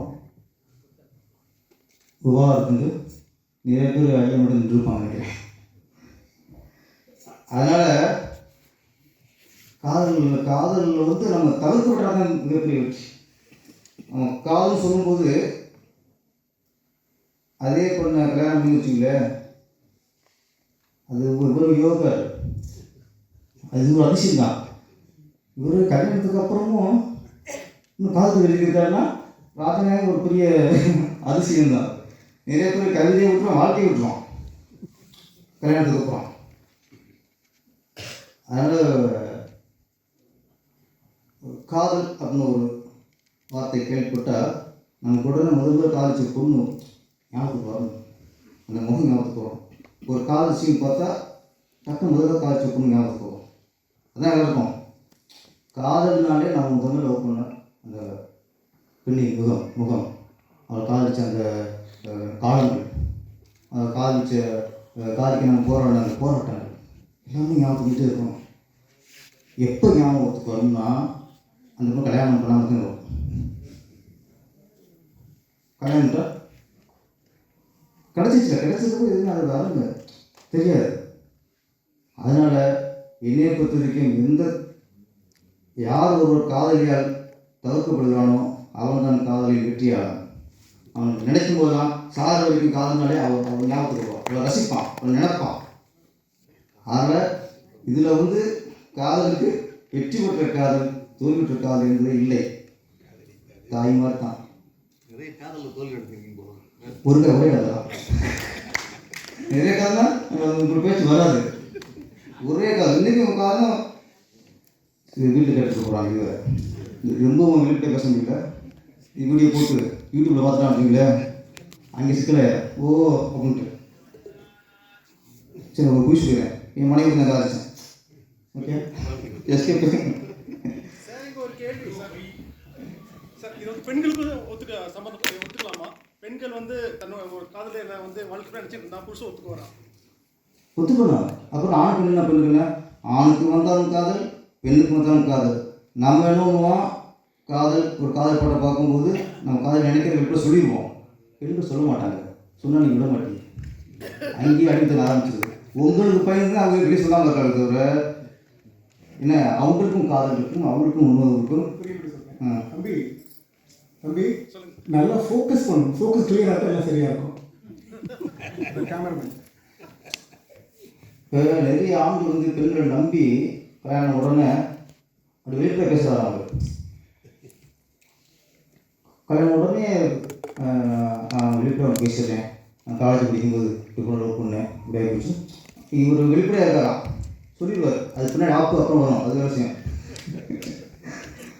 ஆனால் பெண்கள் சொல்லலாம், ஆண்கள் அங்கேயே ஆஃப் ஆகிடும். அந்த இன்னும் சமூகத்தில் பெண்களோட காதலை நம்ம முழுசாக புரிஞ்சுக்கிற தன்மையும் ஆண்களுக்கு இல்லை அப்படிங்கிறது அந்த தவறு ஆண்களோட தான், பெண்களோட இல்லை. அப்புறம் காதல் போர் புரிய வேண்டும், ஒரு நல்ல விஷயம் அது. எதுக்கும் ஒரு துறை இருக்குல்ல, எல்லா துறைக்கும் அமைச்சர் இருக்கார். காதலுக்கு ஒரு துறை வந்தால் அதுக்கு அமைச்சர் போடணுங்க. அது எந்த அடிப்படையில் போகிறது? நம்ம நிதியமைச்சர்னா அவருக்கு அந்த கணக்கு தெரியும், கணக்கு படிச்சிருக்கணும், எல்லாம் தெரியணும்.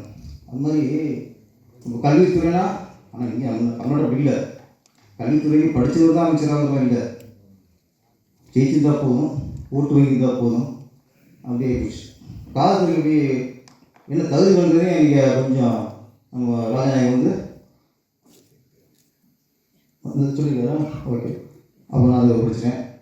எனக்கு என்னென்னா, எந்த துறையில் அமைச்சர் வந்தாலும் அதில் லஞ்சம் இருக்குது, ஊழல் இருக்குது, கோடிக்கணக்கில் கொள்ளையடிக்கிறாங்க. காவல்துறையில் அடிக்க முடியாது. காவல்துறைக்கு அமைச்சராக இருந்தால் அவங்கள லஞ்சம் ஊழல் எதுவும் பண்ண முடியாது. அதனால் நிறைய துறை காவல்துறைக்கு அமைச்சராக அவருக்கு கொஞ்சம் யோசிப்பாங்க. அவர் வந்தால் தான் அவர் நியாயமான அமைச்சராக இருப்பார். அப்புறம் ஒரு நல்ல ஒரு கவிதை, ஆண்பால் பெண்பால் இரண்டும் மூழ்குவதே இல்லறம், முடிச்சுட்டு அடுத்து லைன் போடுவார், வாயின்றி வள்ளுவரை வாழ்த்துவோம். ஒரு காமத்து பாடல் வள்ளுவர். நம்ம இது வரைக்கும் ஆண்பால் பெண்பால் இருக்கோம், இது ரெண்டும் இணையதான் காமத்து பாடல்ன்ற தாட் இது வரைக்கும் நம்ம அந்த வகையில் நம்ம யோசிச்சுக்கல. அது கொஞ்சம் எல்லா பாலும் முடியிருக்காரு நினைக்கிறேன். ஆனால் தமிழ் உண்மையிலேயே சினிமா துறையில் நிறைய பேர் படம் பார்த்துட்டு அந்த பாதிப்பில் கற்பனை இருக்கும், நம்ம கதை எழுதுவோம், நம்ம வசனம் எழுதுவோம் அப்படிங்கிற நம்பிக்கை வருவாங்க. ஆனால் இலக்கியவாதிகள் சினிமாவுக்கு வருவது அபூர்வம். அந்த அபூர்வம் தான் ராஜநாயகம். இன்றைக்கும் கவியரசர் கண்ணதாசன் தான் இன்றைக்கும் சிறந்த கவிஞராக கொண்டாடிக்கிறோம் இன்றைக்கி.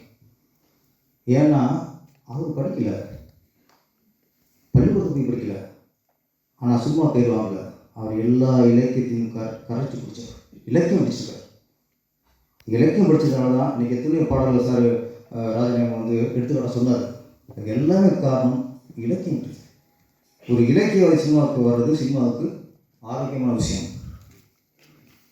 முன்னால் எந்தெந்த நாவல்கள் படமாக்கப்பட்டிருக்கிறதோ அதெல்லாம் மிகப்பெரிய வெற்றி அடைந்திருக்கிறது. இன்றைக்கும் அந்த படங்கள் எடுத்துக்காட்டாக உதாரணம் இருந்துருக்கு.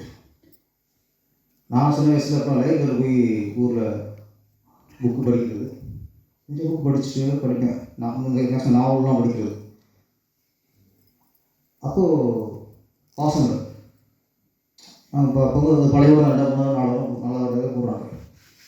இந்த படம் பார்க்குறேன், இந்த படத்தை ஏற்கனவே பார்த்த மாதிரி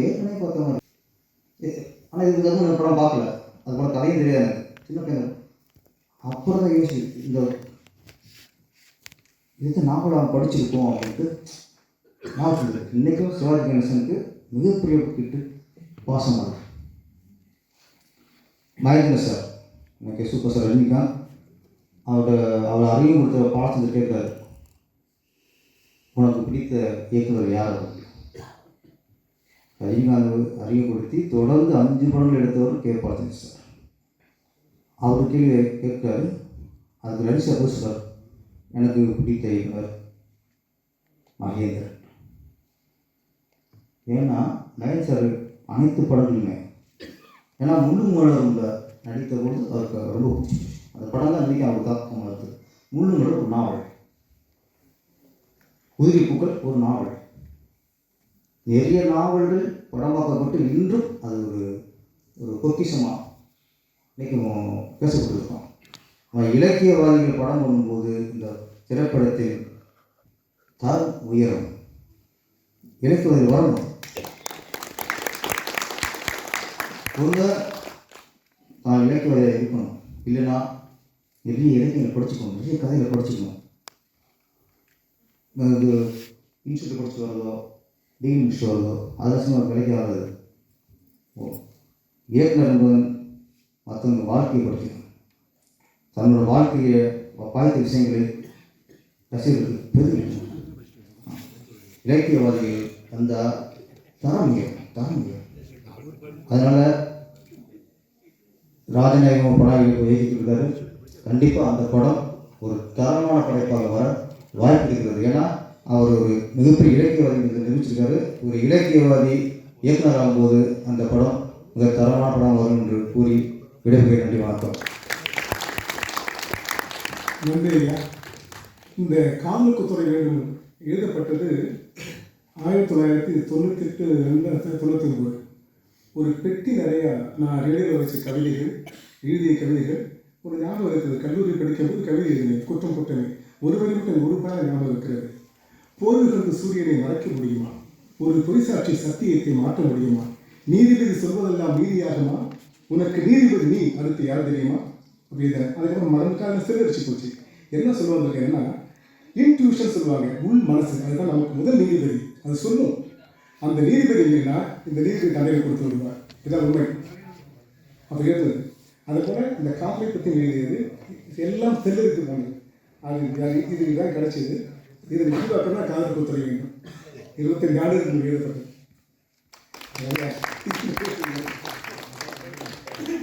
தொடர்ந்து ஐயா முழுவதும் பேச வரீங்க ஐயா, வாங்க. அனைவருக்கும் வணக்கம். உண்மையிலே இது ஒரு மகிழ்ச்சியான நாள். என்ன ஐயாவை பற்றி சொல்லணும். கண் இல்லாதவனுக்கு கவிதை வரலாம், கற்பனை இல்லாதவனுக்கும் கவிதை வரலாம், ஆனால் நட்பு இல்லாதவனுக்கு கவிதை வரவே வராது. அன்பு தான் அடிப்படை கவிதை. அந்த அன்புடைய ஐயா கவிஞர் ராஜநாயகன் அவரே ஒரு கவிதை வளர்த்து ஒரு பெரிய அதிசயங்க. இருந்தாலும் அப்படிப்பட்ட ஒரு சிறப்பான கவிதை என்று சொல்லும்போது கவிதை கொடுக்கும்போது நாங்கள் உடனே ஏற்றுக்கிட்டேன். நல்லா பரவாயில்ல, நல்ல கவிதை தராரு, புத்தகத்தராக ஏற்றுக்கலாம். ஏன்னா அதில் முந்து தமிழ்ச்சோழன் இருந்தது. நாம் அவசரத்தில் பார்க்கும்போது அது முத்து தமிழ்ச்சோழன் என் பேருன்னு நினச்சிக்கிறேன். ஆனால் அதுக்கப்புறம் தான் தெரிஞ்சு அது இந்து இத்துவா இந்து இருக்குது. ஆகவே அப்படிப்பட்ட ஒரு அற்புதமான கவிதை இங்கே வழங்கியிருக்கின்ற ஐயா கவிஞர், அது சிறையிழந்த நல்லூர் கவிஞர், அண்ணலுடைய கவிஞர் ராஜநாயகத்தை எவ்வளோ பாராட்டினாலும் தரும். ஆகவே அவருக்கு மகிழ்ச்சி நன்றியை தெரிவித்துக்கிறேன். உண்மையிலே இவ்வளோ இந்த மிகப்பெரிய ஒரு சிறப்பு என்னன்னா, இந்த நிகழ்ச்சியை பொறுத்த தலைமை தான் மிகப்பெரிய சிறப்பு. ஏன்னா ஒரு நீதி அரசரை அழைத்து இப்படிப்பட்ட ஒரு நூல் வெளியிட்ட தலைமை தாங்கி நடத்துகின்ற ஒரு நிகழ்ச்சி நான் எவ்வளோ நிகழ்ச்சியில் பார்த்துருக்கேன். ஆனால் இப்போ தான் முதலாக இப்போ பார்க்குறேன். நான் தமிழ் நிகழ்ச்சி எவ்வளோ பார்த்துருக்கேன். நம்ம அவரை பற்றி சொல்லலாம், எவ்வளோ சொல்லலாம். இந்த நீதி அரசர் ஐயா அவர்கள் இங்கே வருகை தந்திருக்காங்க. அவர் சாதாரணமாக அவரை பற்றி தமிழுக்காக தான் அவர் வளர்ந்து கொண்டிருக்கின்றார். தமிழுக்காகவும், தமிழ் மொழிக்காகவும், தமிழ் கலாச்சாரத்துக்காகவும், தமிழ் பண்பாட்டுக்காகவும் நட்புறுத்தி வாழ்கிற ஒரு அற்புதமான மாமனிதர், ஆக சிறந்த மாமனிதர், அப்படி தான் சொல்லணும். அவர் ஐயா அவருக்கு அழகு தமிழ் சொல்லாளர். அவருக்கு அமைதி, பொறுமை, ஆற்றல் மிக்கவர், சிறப்பு மிக்க தீர்ப்புகளை வழங்கியவர். திருக்குறள் ஒளியில் தீர்ப்புகளை வழங்கியவர். ஆனால் தீர்ப்புகளை திருக்குறளில் சுட்டி காட்டியவர் அவர் தான். ஏன்னா ஒரு அதிகாரத்தில் குறிப்பிட்ட பொருளை படிக்க வேண்டும், அதிகாரத்தையே படிக்க வேண்டும், அற்புதமான தீர்ப்புகள் அவர். இன்னும் சொல்லப்போனால் லேண்ட்மார்க் ஜட்ஜ்மெண்ட். அவர் ஜட்ஜ்மெண்ட் எல்லாம் சாதாரண ஜட்ஜ்மெண்ட் இல்லை, லேண்ட்மார்க் ஜட்ஜ்மெண்ட். அது மட்டும் இல்லை, இயற்கை வேளாண்மை முன்னெடுத்து செய்யக்கூடிய அற்புதமான மாமனிதர். அவர் தமிழை விட சிறந்த இறைமொழி உலகில் இல்லை என்று சுட்டி காட்டக்கூடிய ஒரு அற்புதமான மனிதர். அப்படிப்பட்டதான் அவர். ஏன்னா ஆங்கிலம் வணிக மொழி, லத்தீன் சட்டமொழி, கிரேக்கம் இசைமொழி. ஆனால் நான் பெறுகின்ற பாண்டிச்சேரி வந்திருக்கேன், அந்த பிரெஞ்சு மொழி தூது மொழி. ஆனால் தமிழ் ஒன்று தான் பக்தி மொழி. உலகிலேயே வேறு எந்த மொழிக்கு நான் தமிழுக்கு தான் உண்டு. அது ஒன்று தான் பக்தி மொழி. அதுதான் ஐயா தமிழை விட சிறந்த இறைமொழி உலகில் இல்லை என்று சொல்லக்கூடிய ஒரு அற்புதமான சுட்டி காட்டக்கூடிய மனிதர், மாமனிதர் அவர். ஆகவே தமிழ், ஏன்னா தமிழ் தான் இறைவன் மனிதன் என்று சொன்னது கீழே, மனிதன் இறைவன் சொன்ன திருவாசகம். ஆனால் மனிதனுக்கு மனிதனே சொன்னதுதான் திருக்குறள். அதுதான் உலக பொதுவாக ஐயா அவர் அடிக்கடி சுட்டி காட்டக்கூடிய பெருமைக்குரிய மனிதர். இன்னும் ஒன்றே ஒன்று சொல்ல நிறைய சொல்லலாம். ஒன்று, இன்றைய தமிழ்நாட்டிலும் சரி, இந்த இந்தியாவில் இருக்கின்ற 36 மாநிலங்களும் சரி, உலக அளவிலும் சரி, ஒரு கம்பன் விழாவை, அதாவது கம்பன் கன்னி தமிழ் பாடி கம்பன் புகழ் வளர்ப்போம் சொல்லக்கூடிய அந்த கம்பன் விழாவை புதுக்கோட்டையில் அவருடைய குடும்பத்தார் தொடர்ந்து 10 நாளைக்கு நடத்துகின்ற ஒரு மாபெரும் பெருமைக்குரிய மாமனிதர், நிகழ்ச்சியினுடைய தலைவர். வேறு யாரும் அப்படி நடத்தினா எனக்கு தெரியல. நான் நிறைய தமிழ் நிகழ்ச்சியில் பங்கேற்றாலும் அப்படி தொடர்ச்சி அவருடைய அண்ணன் தான் நடத்தி கொண்டிருக்கிறார். அப்படிப்பட்டவர் எங்களுடைய புதுவை தமிழ் சங்கத்தில் உலகத்தில் மாநாடு நடத்தணும். அது சிறப்பான உரை நிகழ்ச்சி இந்த உலகம் பூரா பெயர் பெற்றவர். அதே போன்று தான் ஐயா அவர்களுக்கு நினைந்த மகிழ்ச்சிய வணக்கத்தையும் முதலில் தலைமையாக ஐயா நீதியரசர் மாண்புமிகு நீதியரசருடைய வணக்கத்தை தெரிவித்துக்கிறேன். அப்புறம் இந்த சொல்லப்போனால் ஐயா பற்றி சொல்லலாம். இவர் தமிழ்ச்சுவை, அறச்சுவை, பொருட்சுவை, தனிச்சுவை என்று பல சுவைகளில் இந்த நூல் இருந்தார். நான் இப்போ அவர் பேசும்போது நினச்சேன், இந்த அழைப்பு பார்த்து சொல்ல எல்லாம் போட்டிருக்காரு, நூலாய்வு யாருமே போடலன்னு நினச்சேன். அந்த குறையை அவரே தீர்த்தார். ஏன்னா இவரே நூலாய்வு பண்ணிட்டார். நூலாசிரியரே நூலாய்வு பண்ண ஒரு புதுமையை நான் இங்கே தான் பார்க்குறேன். ஏன்னா நூலாய்வுன்னு ஒருத்தர் போடுவாங்க, ஆனால் இவர் போடலை. ஆனால் இவர் அப்படி பாடிட்டார். நீங்கள் ஒரு திரைப்படத்தில் ஒரு பாடல் வரும், அதை பழைய படம், அந்த புதிய படத்தில் எனக்கு ஒன்றும் தெரியாது. பழைய பாட்டுக்கு சமரசம் உலாவும் இடமே நம்ம வாழ்வில் காணலாம், சமரசம் உலாவும் ஆண்டியும் இங்கே அரசனம் இங்கேன்னு வரும். அடுத்த வரி அறிஞர் இங்கேன்னு வரும். ஆண்டிக்கு அரசர் எதிர்ப்பதம், அறிஞருக்கு என்ன எதிர்ப்பதம்? அதுதான் இலக்கியம், அதுதான் இலக்கிய இலக்கணம் வாய்ந்தது. அறிஞருக்கு அந்த பாடலில் வரும், அறிஞர் இங்கே அசரரும் இங்கே ஆவி போறதுக்கு கூடுவார் இங்கே நம் வாழ்வில் காணாம் சமரசம் லாபம். அப்போ அறிஞருக்கு எதிர்ப்பது அசரன், அது இலக்கியத்தில். அது மாதிரி ஐயா அவர்கள் வந்து அவர் திரைத்துறையில் இருந்தாலும் இந்த இலக்கியத்துறையில் பரிமளித்து கொண்டு இருக்கிற ஐயா அவர்கள் சிதம்பரத்தை சொன்னார். என்னன்னா, என்னால் தமிழகம் அண்ணாமலை படித்து தமிழ் படித்து வந்ததால் எனக்கு சிதம்பரம் சொன்னவொன்னு ஞாபகம் வந்தது. ஐயா இசைக்கல்லூரிலாம் போய் சொன்னார். நான் படிக்கும்போது தண்டபாணி தேசியா இசைக்கல்லூரி தலைவர் அவர் போய் மாணவராக நான் போய் கேட்போம், ஒரு பாட்டு பாடுங்க ஐயான்னு. உடனே பாடுவார், தாமரை பூத்த தடாகத்திலே தான் பாடுவார். ஆனால் இப்போ உயிரோடு இல்லை, இருந்தால் பாட மாட்டார், ஏன்னா அது தேர்தல் நேரம். ஆக நான் சொன்னால் அவங்களுக்கு புரியும், ஆக பாட மாட்டார். அப்படிப்பட்ட ஐயா அவர்கள் இவ்வளோ சிறப்பெல்லாம் சொல்லலாம். இவர் தீண்டாமை, வரதட்சணை, இப்படி காடு வளர்ப்பு, பல சிங்களத்தீவனுக்கு கூட ஒரு சொல்லி சிங்களத்தீவுக்கு ஒன்று சொல்லியிருக்கார். இவர் சொன்னதை பார்த்தீங்கன்னா தொல்காப்பில் இருந்து எல்லாத்தையும் இவர் தன்னுடைய இதில் சிறப்பாக சொல்லியிருக்காரு. நீங்கள் தொல்காப்பியத்தை எழுத்தென்படுபவ அகரமுக நகர இருவாய் 30 எண்கள் பாடல் தொல்காப்பி சூத்திரத்தில் வரும். அதை இவர் அதை ஒப்பிட்டு காமிச்சிருக்கார். அதே போல் நிறைய செய்திகளை சொல்லியிருக்கார். முதல்ல அவரே சொல்லிட்டாருங்க, அதை நம்ம சொல்ல வேண்டியதில்லை. ஒற்றை எழுத்தில் அர்த்தம் சொல்லும் உன்னத மாமனிதர் கவிஞர் ராஜநாயகம் அவர். இவரை பற்றி சொல்லும்போது என்ன, இந்த கவிஞர்கிட்ட நான் பேசினேன், என்னை வந்து சந்தித்தார். இவன் நாளைக்கு இது மாதிரி இந்த தேதியில் ஒரு நூல் வெளியிட்டாது போகிறேன்னு. ராஜநாயகம் என்ற ஒரு படம் எடுக்கக்கூடிய திரைப்படம் எடுக்கக்கூடிய இயக்குனர் அவருடைய நூல் வெளியிட்டாக போகிறேன்னு சொன்னார். அந்த கவிஞர் என்னைக்கு வந்து மடக்கணும்னு சொல்லி என்ன சொன்னார், அப்போ நீங்கள் அவர் மட்டும் தான் படம் எடுப்பார், நீங்களாம் படம் எடுக்க மாட்டான்னு கேட்டார். நான் சொன்னேன், அது எனக்கு தெரியாதுன்னா, பாம்பு கூட படம் எடுக்கணுன்னாரு. அப்படின்னு சொன்னால் பாம்பு எப்படி படம் எடுக்கணும், எந்த பாம்பு கேட்டேன். நல்ல பாம்பு நாகப்பம் நல்லா படம் எடுக்கலாம் சொன்னார். சரி கேட்டுக்கிட்டேன். அதுக்கப்புறம் கேட்டேன், அப்போ அந்த பாம்பை தவிர மீதி பாம்பெலாம் படம் எடுக்காதான்னு கேட்டேன். அவர் பதில் சொல்ல தெரியல. நானே சொன்னேன் எடுக்காதுன்னு. ஏன்னு கேட்டார் அவர். பாம்புக்கு ஃபைனான்ஸ் ப்ராப்ளம், அதனால படம் எடுக்காதுன்னு. ஆனால் படம் எடுக்க ராஜநாயகன் பேர். ஆனால் ராஜநாயகன் இப்போ கவிஞர் ராஜநாகம். அது மாதிரி ராஜநாகனால உயர்ந்த ஒரு புத்தகமான ஒரு பெயர் தான் அது. நான் சொன்ன மாதிரி ஒற்றை எழுத்தில் முடியக்கூடியது. ஆ ஐ கா பா தீ பூன்னு வருது. இது வந்து தீன்ற ஒரு எழுத்தை மட்டும் நான் சொல்கிறேன். இவருக்கு சொன்ன அந்த தீ என்ற ஒரு எழுத்து திருக்குறள் கூட வந்துருக்குது. தொழிலின் சுடியின் நல்லது காம நோய் போல் விடியின் சுடியின் ஆற்றுவோம் தீ, அப்படியே ஒரே எழுத்தில் முடித்திருக்கக்கூடிய ஒரு திருக்குறளை திருவள்ளுவர் எழுதியிருக்கிறார். ஓர் எழுத்தில் முடியக்கூடிய திருக்குறள். அதாவது எப்படி இவர் எழுதிட்டான்னு தெரியாது. இருந்தாலும் தொழில் சுடின் அல்லது காம நோய் போல் விடியின் சுடின் ஆற்றுவோம் என்ற தீ. இந்த மாதிரி இரட்டை கிழவி நிறைய ஐயாவெல்லாம் பேசுகிறாங்க. நீங்கள் இரட்டை கிழவியில் வந்து சொல்கிற தமிழ் உச்சரிப்பில் சொல்ல தைத்தியை படப்பட தரன்னு. ஆனால் நூலில் படித்து பார்க்கும்போது ஒரு இடத்துல கம்பரசம் என்று வருகிறது. அந்த நூலை படித்தாராக எனக்கு தெரியாது. ஆனால் படித்து இப்போ படிக்கிறதுக்கு வாய்ப்பு கிடையாது இருக்கு. அந்த நூலை இங்கே அரங்கத்தில் எத்தனை பேர் படிச்சிருக்கீங்கன்னு எனக்கு தெரியாது. ஆனால் நான் படிச்சிருக்கேன். அதனால் இவர் சொல்லக்கூடிய பொன்வண்ணன் ஒரு அந்த அந்தாதி இலக்கியம் ஒரு சொல்லுத்தான். பொன்வண்ணன் எவ்வண்ணம் பொன்மையின் இணையனும் அவ்வண்ணன் இவ்வண்ணன்னு சொல்லி அந்தாதி இலக்கியம். அது மாதிரி இவருடைய சிறப்பான ஒரு பாடல். காதலுக்கு ஒரு கவிதையை பற்றி எல்லாம் சொன்னாங்க, மற்றவங்களாம் சொல்லிட்டாங்க. ஐயா இயக்குனர் பேரரசு சொன்னாங்க. அவன் என்னன்னா, அந்த காதலுக்கு ஒரு துறையில் நான் இவரை கேட்குற கேட்குறேன்னா, காதலுக்கு துறை வைக்கிறது சரி, அந்த துறைக்கு வந்து இருக்கிற அமைச்சர் ஆனா பெண்ணா எப்படி சொல்ல தெரியல, அது வரல. ஆனால் யாரோ ஒன்று அப்படிச்சு யாரோ பெண்ணா. நான் என்ன சொல்கிறேன்னா, அப்படி ஒரு துறை ஏற்படுத்தலாம். அந்த துறை தலைமை செய்யறது பதில் ஒரு மகப்பேறு இல்லை ஒரு நிறுவனம். அதான் மெட்டர்னிட்டி ஹாஸ்பிட்டல் அவங்களுக்கு புரியும். பக்கத்தில் வைக்கணும், அப்படி காதலுக்கு ஒரு துறை வச்சா அப்படி ஒரு சூழ்நிலை காதலுக்கு ஒரு துறை தான்.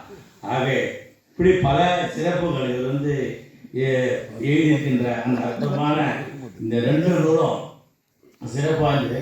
அடுத்து காதலியை வந்து ஒரு 6ஆம் பெரும் காப்பியமேன்றார். ஐயா சொல்லும்போது 10 சொன்னார். இவர் சொல்கிறது 6ஆம் பெருங்காப்பியம். 50 காப்பியம் தெரியும் எல்லாருக்கும். ஆனால் இது 6ஆம் பெருங்காப்பியம் சொல்கிறார். அப்படி ஒரு காப்பி. ஆனால் இவர் ஏன்னா நாங்களாம் பேசுறது 10 பேர், இவர் பேசுறது எங்களுக்கு சேர்ந்து 10 பேர். வந்து 20 பேர் நாங்கள் பேசுறது திருப்பி சொல்லுவார் வந்து. ஆக அப்படிப்பட்ட 6ஆம் பெரியங்காலம் இவர் சொல்கிறது சாதி மதங்களை சங்காரம் செய்யவே காதலுக்கு ஒரு துறை வேண்டும்னார். காதலின் சார்பாக ஆன்மாவிலிருந்து எடுத்து கொடுத்த ஆக்கம்தான் இந்நூல். இப்படி முடிக்கிறார். ஆகவே சாதி மறுப்பு திருமணம் எல்லாத்தையும் வேறு இருக்கிற ஒரு அன்புமிக ஒரு பெரிய கவிஞர். அவர் கவிஞர் நடையில் நிறைய பேசலாம். நேரம் இங்கே வருகை தந்திருக்கின்றார் ஐயா. இந்த நிகழ்வுக்கு தலைமையேற்ற மாண்புமிகு நீதியரசர், அடுத்து ஐயா நன்றி குப்புசாமி சென்று விட்டார்கள். இந்த நூலை பெற்றுக்கொண்ட அன்றைக்கினிய டிகேஜி ஆனந்த் அவர்கள், அதே மாதிரி கொல்லிமலை எஸ்எஸ் குமார் அவர்கள் மிகச்சிறப்பாக, அதாவது அந்த துறையில் இருக்கின்ற அந்த கல்லூரியில் படித்திருந்தாலும் ஆர் அரவிந்தராஜ் இயக்குனர் ஐயா அவர்கள், அதே போன்று இயக்குனர் பேரரசர் ஐயா அவர்கள், அவர் இயக்கிய ஒரு படத்தை கூட நான் அதை வெளியிட்டிருக்கேன். படத்தின் பயணி அது அவரே பாட்டு பாடணும்னு நினைப்பாருன்னு நினைக்கிறேன். பாட்டு நடிச்சிருக்காரு. ஆகவே அவருக்கு தெரியாது, என்னையே அவருக்கு தெரியாது. அது முக்கியமான செய்தி. ஏன்னா அவருக்கு என்ன தெரியவே தெரியாது. எனக்கு அவரு படத்தை பார்த்துருக்கேன். ஆகவே அதுபோன்று இங்கே தளபதி அவர்கள் ஐயா அவர்கள், மங்கை அரிராஜன் அவர்கள், அது மாதிரி இசையப்பாளர் கரிகரன் மற்றும் இங்கே வருகின்ற தமிழர்கள் தமிழ் ஆர்வலர்களுக்கும் மீண்டும் ஒருவரை நன்றி கலந்து வணக்கம் தெரிந்து போன்ற பல்வேறு நூல்களை இயற்ற வேண்டும், பல்வேறு புகழ்களை பெற வேண்டும், பல்வேறு மேலும் பல படங்களை இயக்க வேண்டும். ஏன்னா இப்போ இயக்கி இடையில் இன்னும் வெளிவராத படம் ஒன்று இருக்குது, வேதமடி நீ எனக்கு என்ற படம். அந்த படம் திரையிலே வெளிவர வேண்டும். அவை பேரும் புகழும் பெற்று தமிழுக்கு தொண்டாற்ற வேண்டும், தமிழ் மொழிக்கு பணியாற்ற வேண்டும். தமிழே உயிர் மூச்சாக கொண்டு வாழ்கின்ற ஐயாவுடைய அந்த நூலில் ஒரே ஒரு கருத்து மட்டும் சொல்லி முடிச்சு கொள்கிறேன். அவர் அப்பாவை பற்றி தான் அதிகமாக பேசியிருக்காரு. அம்மாவை பற்றி பேச எல்லாம் அம்மாவை பற்றி தான் பேசுவாங்க, அப்பாவை பற்றி பேசவே மாட்டாங்க. ஆனால் இவர் வேறுபட்டிருக்கார், அப்பா தான் தெய்வன்ற மாதிரி சொல்லியிருக்கார். ஆக மகிழ்ச்சி, நன்றி, வணக்கம். காதல் அந்த 3 இடத்துல ஒரு அருமையான பொருள் இருக்கிறது. கா உயிர்மை, தா உயிர்மை, இல் மெய். 2 உயிர்மை சேர்ந்து மெய் என்று நிரூபிக்கிறது. அதான் காதல். புத்தகம் எழுதியிருக்காங்க. சரிங்களா? 2 உயிர்மை சேர்ந்து மெய்யை நிரூபிப்பது காதல். அடுத்து ஐயா சொன்னாங்க சிங்களத்தீவு. அது ஒரு பெரிய புரட்சிகரமான விஷயம். நான் சென்னைக்கு வந்து திருவாரூரில் ஒரு இயக்கம், அரண் இஸ்மாயில், இப்படி பல அறிஞர்கள் நிறுவனம் இருந்து ஒரு கவிதை போட்டி. அது புது கவிதை போட்டி. நான் மரபு விரும்பி சீரோடு விரும்புகிறேன். அப்போ சீரில் மரபுகளுக்கு அனுப்பிட்டேன். வாழெடுத்த நாடுகின்ற முடியவில்லை, வார்த்தை என்பார் போர் கொடுக்க தயங்கவில்லை, ஏளனமோ எழுத்தவரை இடிகுணமோ எல்லோரும் இவைமனை உடைத்திடுமோ சிந்துகின்ற குருதிகளை வெள்ளமாகும், சில நாசி விடுமூச்சு புயலாய் மாறும், சிங்கள தீவிரக்கும் உயிரை தள்ளிவிடும் காலம் இந்த தூரமில்லை. இதான் கவிதை. இது 10 வரி முகாம் இருக்குன்னு சொன்னாங்க. 8 வரி எழுதிட்டு போனேன். வாசிக்க போனாங்க. சீர் யாரு பார்த்தா நான் என்ன பண்ணுறேன், சின்ன வயசாக இருக்குது. அப்போ அந்த அறிவாளர்களை பார்த்துட்டு இவனா அப்படி பேசிட்டாங்க. அப்போ நான் முன்னோட்டம் ஒரு விஷயம் கொண்டு வரேன். எப்படின்னா 10 வரி இருக்கும் இல்லையா, இது 10 வரி தான். அந்தத்திலே உள்ள மூடி ஆயுதமாய் மாறுகின்ற சிங்கள கொடுமைதனை கேட்டு இங்கே சிங்களத்து தீவிரக்கும் 2 தலைப்பினில் கொண்டு வந்து 10 வரி பாட்டு அப்படின்ட்டு அந்த கவிதையை வாசிக்க ஆரம்பித்தேன். எனக்கு சிறப்பு பரிசை கொடுத்தாங்க. அது புது கவிதை போட்டி. நான் மரபில் வாய்ச்சேன், சிறப்பு பரிசை கொடுத்தாங்க. ஆக மரபு என்பதே மரபு தான். ஆக அடுத்தது தொடர்ந்து பேச வருவது ஐயா ஆரம்பத்துக்கு. அனைவருக்கும் இனிய மாலை வணக்கம். நேரம் சென்று கொண்டே இருக்கிறது. ஐயா 8:10 முடியணும்னு போட்டிருக்காரு. நீதியரசருடைய தலைமையில் வீட்டிற்கும் அனைத்து சபைகளையும் வணங்கி, சார் காதலுக்கு ஒரு துறை வேண்டும்னு சொன்னாங்க. எங்கள் கல்லூரி தலைவர் கிட்டத்தட்ட ஒரு 12 கல்லூரிகள் நடத்தி கொண்டிருக்கிறார். அதில் அவர் புதியதாக ஒரு காதலுக்கு துறையை துவங்கினால் நான் அதில் முகப்பாளராக இருந்து அந்த துறை தலைவராக இருக்க ஆசைப்படுகிறேன். அதற்கு நீதியரசர்கள் ஆணை வழங்க வேண்டும் என்று கூறி இயக்குனர் அவர்களை வாழ்த்து மொழிகிறேன். நன்றி, வணக்கம். நன்றி ஐயா. காதலுக்கு துறை கேட்டு என்னன்னா, அது சொல்லிருப்பேன். அது எல்லா துறையும் கேள்வி கேட்டிருக்கேன். நான் ஒரு வேண்டுதல் விடுத்திருக்கேன். என்னுரையில் நீதிபதியாவது வேண்டுதல் விடுத்திருக்கேன். என்னன்னா, காதலித்தால் அவர்களுக்கு விவாகரத்து கிடையாது அப்படின்னு ஒரு விஷயத்தை கேட்டிருக்கேன். இப்பொழுது நீதியரசர்கள் புதுக்கோட்டை மாவட்டம் மிகப்பெரிய நமக்கு கொடுத்தது யார்? ஒரு மருத்துவர். அடுத்தது ஐயா ஐயா நீதி அவர்களுக்கு ஒரு புத்தகத்தை கொண்டாடி கொடுக்கிறார்.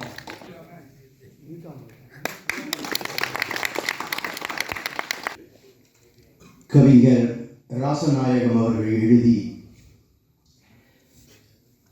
தமிழ் கவிதை உலகிற்கு இன்றைக்கு தந்திருக்கக்கூடிய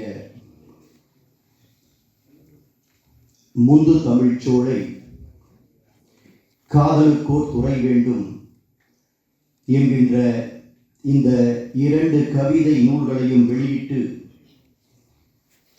வாழ்த்துறை வழங்கி சென்றிருக்கக்கூடிய முனைவர் பத்மஸ்ரீ தமிழ் காவலர் நல்லி குப்புசாமி அவர்களே,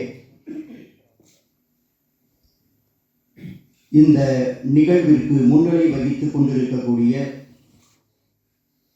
புதுவை தமிழ்ச்சங்கத்தினுடைய தலைவர் தகைசால் தமிழர் கலைமாமணி முனைவர் முத்து அவர்களே,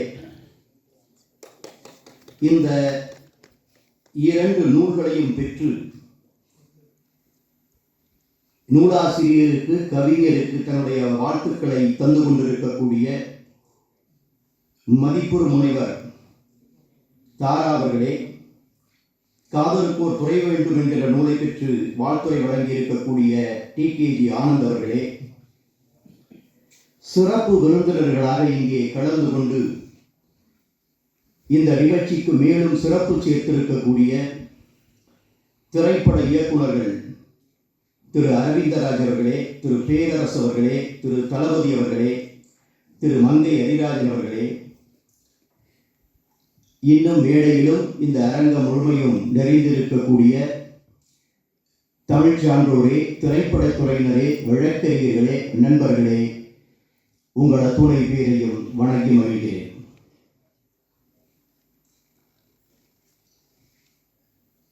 கவிதை நூல்களை படைப்பதும் வெளியிடுவதும் என்பது தமிழ் பள்ளியிலே இன்றைக்கு சொல்லப்போனால் தினந்தோறும் நடைபெறுகின்ற ஒரு நிகழ்வு என்று நாம் எடுத்துக்கொள்ளலாம். காரணம், ஒரு வருடத்திற்கு 365 நாட்கள் என்று வைத்துக் கொண்டால் தமிழிலே படைக்கப்படுகின்ற கவிதை நூல்கள் அதை விட 3 மடங்கோ 4 மடங்கோ 5 மடங்கோ இருக்கும். அப்படி என்றால் ஒரு நாளைக்கு சராசரியாக 2 அல்லது 3 அல்லது ஈவன் என்று சொல்லக்கூடிய ஒரு 5 கவிதை நூல்களாவது வெளியிட்டுக் கொண்டே இருக்கிறார்கள். சரி, இத்தனை கவிதை நூல்களையும் வெளியிட்டிருக்கிறார்களே, மீண்டும் மீண்டும் கவிதை நூல்கள் வர வேண்டுமா? அதை வெளியிட வேண்டுமா? இது எந்த அளவிற்கு தமிழ் சமூகத்திற்கு பயனுள்ளதாக இருக்கும், தாக்கத்தை தரும், இந்த மொழிக்கு ஏற்றம் தருவதாக இருக்கும் என்கின்ற கேள்வி கூட நம்மில் பலருக்கு எழலாம். ஆனால் ஒரு மொழி தோன்றியது என்றைக்கு என்று தெரியாது நமக்கு. ஆதியும் அந்தமும் இல்லாத ஒருவன் தான் இறைவன் என்று நாம் சொல்கிறோமே, இறை நம்பிக்கை உள்ளவர்கள் கொண்டிருக்கிற அந்த மொழி, அதுபோல் தமிழ் மொழிக்கும் ஆதியும் அந்தமும் கிடையாது. தொல்காப்பியம் பிறந்தது 2600 ஆண்டுகள் என்று ஒரு பதிவு நமக்கு. ஆனால் தொல்காப்பியம் என்பது ஒரு மிகச்சிறந்த தமிழ் இலக்கண நூல். 2600 ஆண்டுகளுக்கு முன்பு ஒரு மொழிக்கு மிகச்சிறந்த இலக்கண நூல் படைக்கப்பட்டிருக்கிறது என்று சொன்னால் அந்த மொழி எந்த அளவிற்கு எத்தனை ஆண்டுகளுக்கு முன்பு அது பயணித்திருக்க வேண்டும், அது பிறந்திருக்க வேண்டும், வளர்ந்திருக்க வேண்டும், அது இலக்கணம் படைக்கின்ற அளவிற்கு தன்னுடைய வளத்தை பெருக்கி இருக்க வேண்டும் என்று நாம் பார்க்கிறோம்.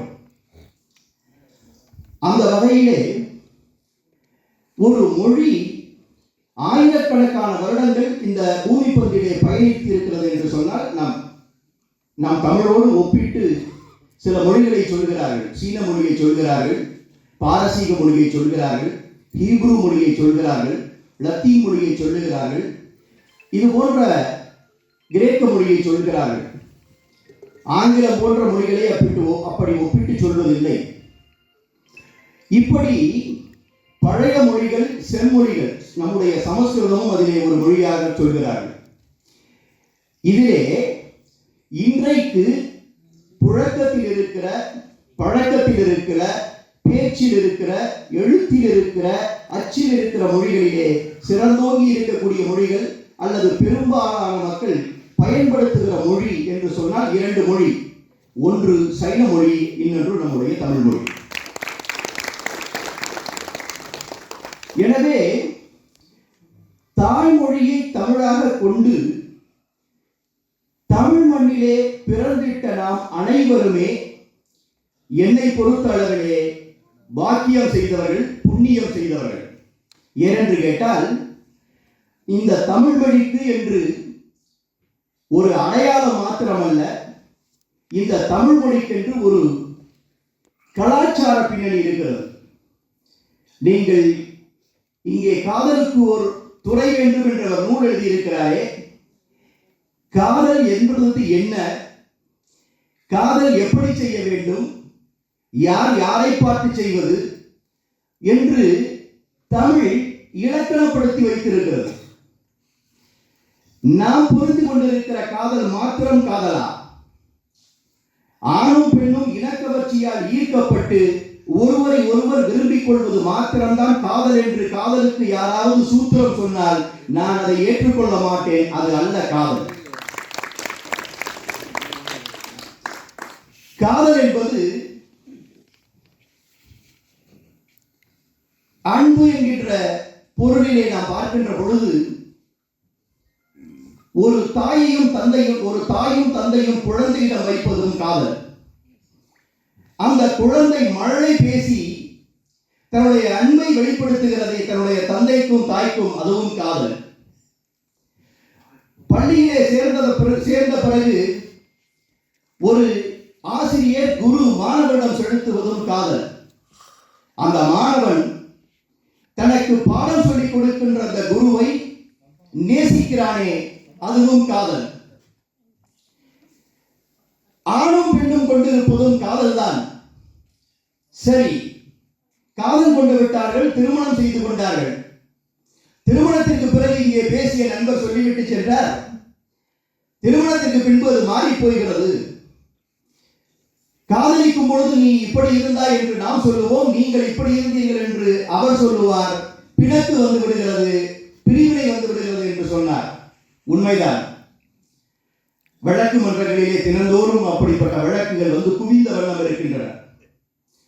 அப்படி என்றால் எனக்கு ஒரு கேள்வி பிறக்கிறது.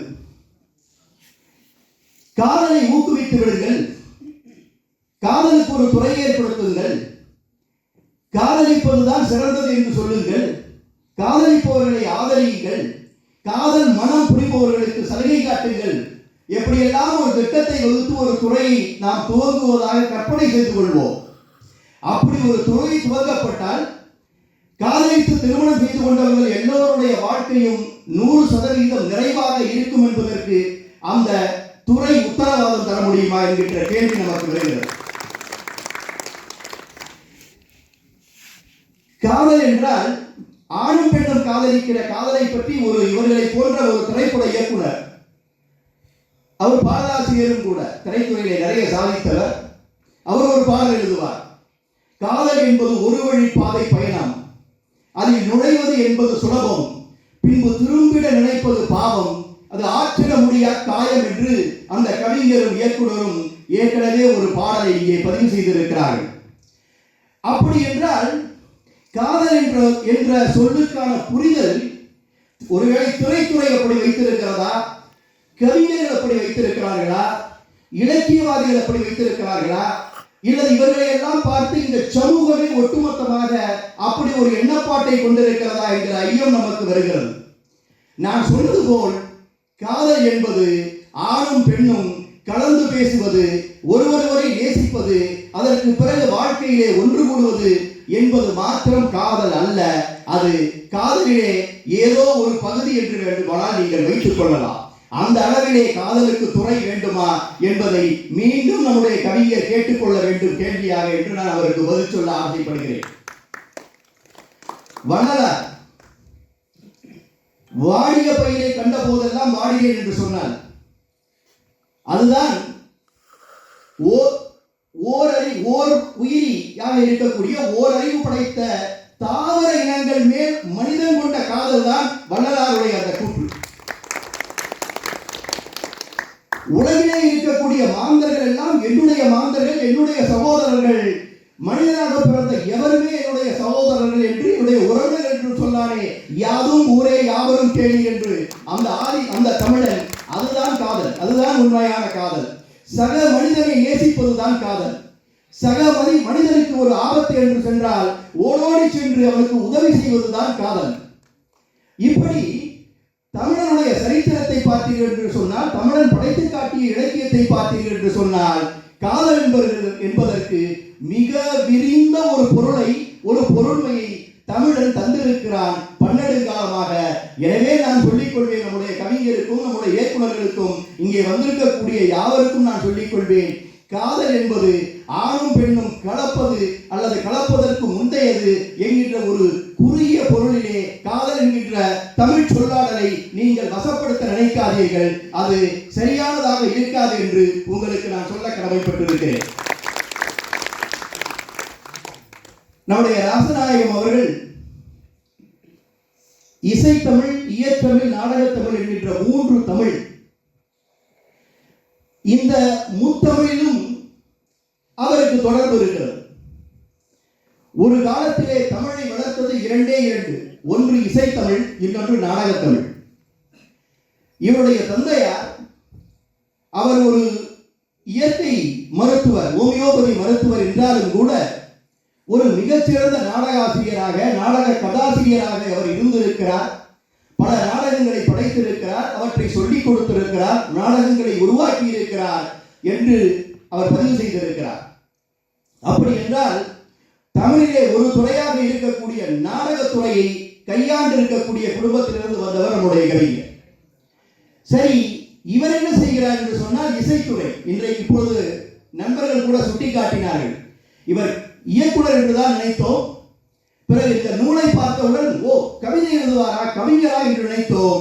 ஆனால் இன்றைக்கு பல தமிழ் திரைப்பட கவிதைகளை, பாடல்களை இந்த ஒளிவாங்கிக்கு முன்னால் அவர் பாடுகின்ற பொழுது ஒரு பாடலாசிரியர், ஒரு பாடலாளராகவும் அவருடைய குரல் ஒரு இசையாகவும் நமக்கு ஒலிக்கிறது.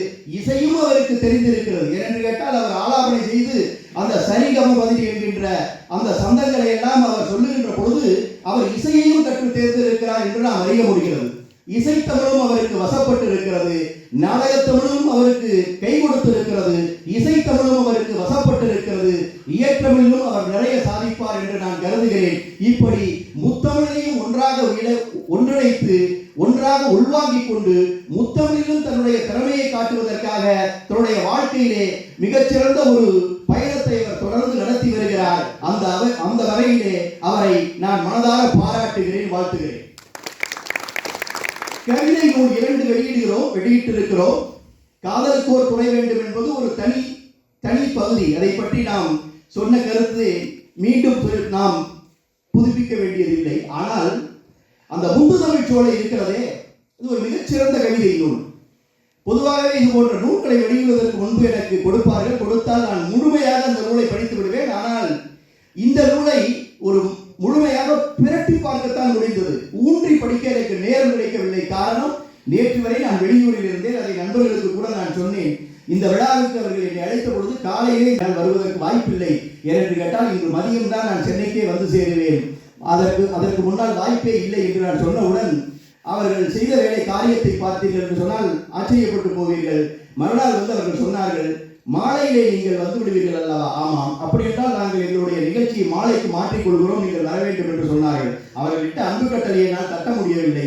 இன்றைக்கு கூட மதியம் வரை எனக்கு ஒரு நிகழ்வு இருந்தது வெளியூரில் இருந்து வந்ததற்கு பிறகு. அதற்கு பிறகு என்னுடைய துறை சார்ந்த ஒரு சந்திப்பு, நீதிபதியோடு ஒரு சந்திப்பு இருந்தது. அது ஒரு 2:30-3 மணிக்கு ஆரம்பித்து ஏறத்தாழ ஒரு 4:30-5 மணி வரைக்கும் அந்த சந்திப்பு நிகழ்ச்சி சென்றது.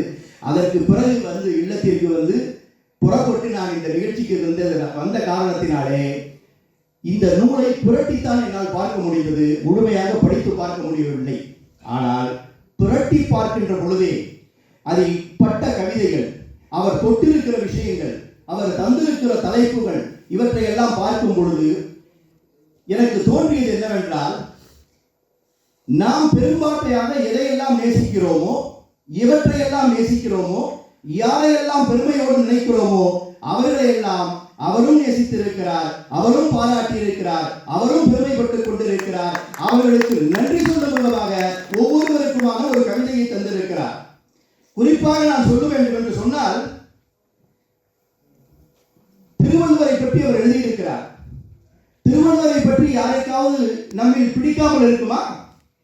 தமிழனாக பிறந்த ஒவ்வொருவனும் ஐயன் திருவள்ளுவர் என்று, நம்முடைய முப்பாட்டன் திருவள்ளுவர் என்று பெருமையோடு பேசிக் கொள்கிறோமே. வள்ளுவன் தன்னை உலகிற்கே தந்து வான்புகழ் கொண்ட தமிழ்நாடு என்று பெருமைப்பட்டுக் கொள்கிறோமே. அப்படிப்பட்ட பெருமையை இந்த தமிழ் மண்ணுக்கு பெற்று தந்த அந்த திருவள்ளுவனை நாம் போற்றி கொண்டாட வேண்டும் அல்லவா? அதைத்தான் அவர் செய்திருக்கிறார். வள்ளுவனை புகழ்ந்து பாடியிருக்கிறார். அதற்கு பிறகு ஒரு அரசியல் தலைவரை பற்றி அவர் பாடியிருக்கிறார். 1-2 பேரை பற்றி பாடியிருக்கிறார் என்று சொன்னால், ஒருவரை நான் குறிப்பிட்டு சொல்லியாக வேண்டும். அவர் எத்தனை நாட்கள் சிறையிலே இருந்தார் விடுதலை போராட்டத்தில் என்பதை கணக்கிட்டு அந்த கவிதை வரிகளிலே சொல்கிறார். 1300 நாட்கள் அவர் சிறையிலே இருந்தார்.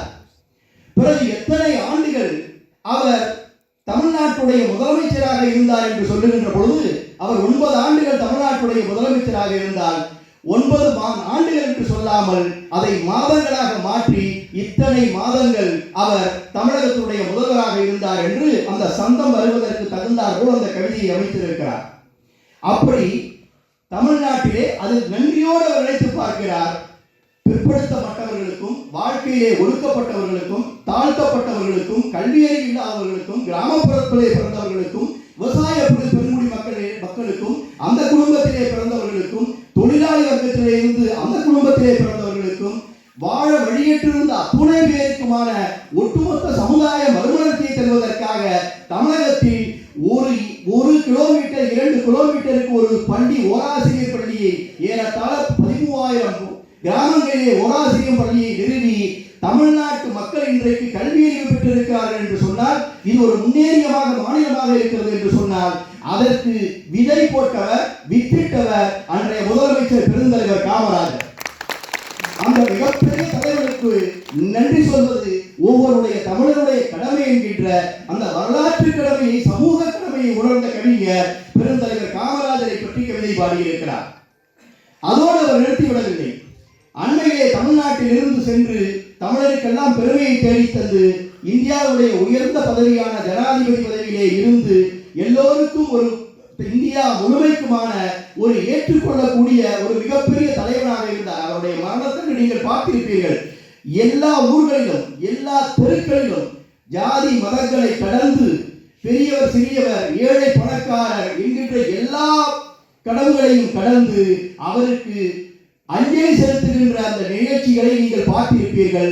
அந்த 3 நாட்களும் அவருடைய அந்த இறுதிச் சடங்கு நடைபெறுகின்ற வரை அவ்வளவு இந்த தேசமே அழுதவரை பார்த்து, ஒரு சாமானிய தமிழன் ஒரு சாதாரண குடும்பத்திலிருந்து பிறந்து வாழ்க்கையில உயர்ந்து பெரிய விஞ்ஞானியாகி ஜனாதிபதி பதவி வரைக்கும் உயர்ந்த நம்முடைய அப்துல் கலாம் ஐயா அவர்களை பற்றி நன்றியோடு ஒரு கவிதையை பதிவு செய்திருக்கிறார்.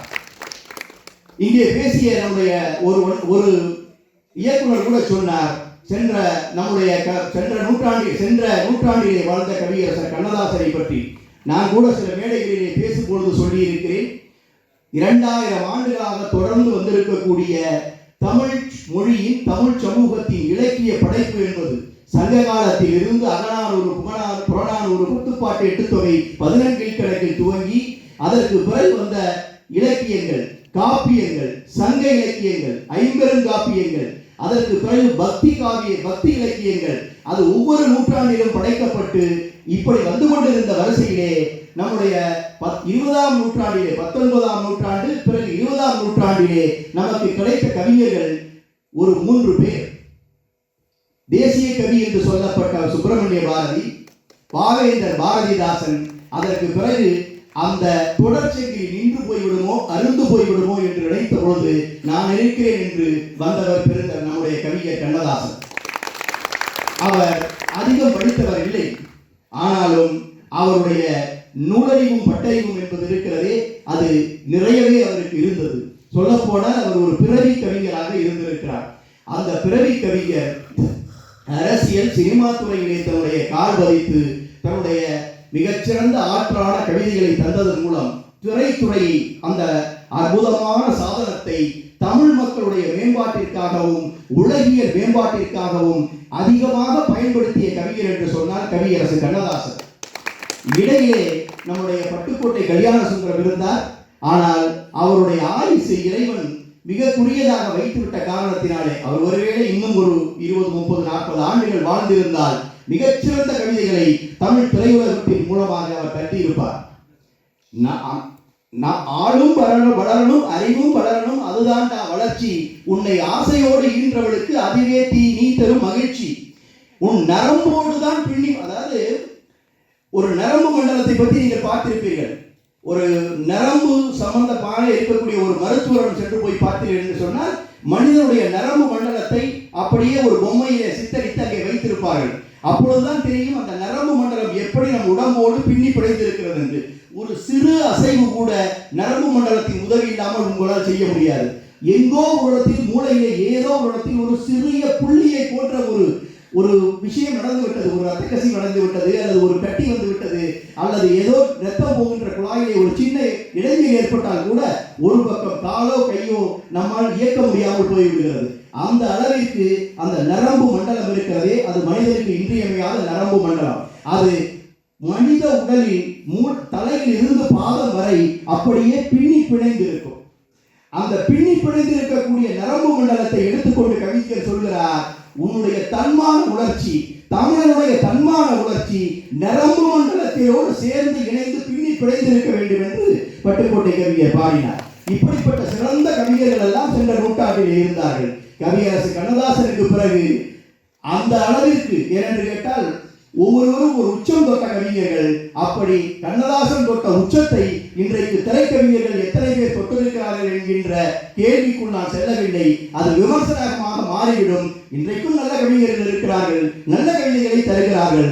ஆனால் கண்ணதாசன் தொட்ட உச்சத்தை எந்த கவிஞர் தொட்டிருக்கிறார், எப்படி தொட்டிருக்கிறார் என்கின்ற ஒரு தனி பட்டிமன்றமே நீங்கள் நடத்தலாம்.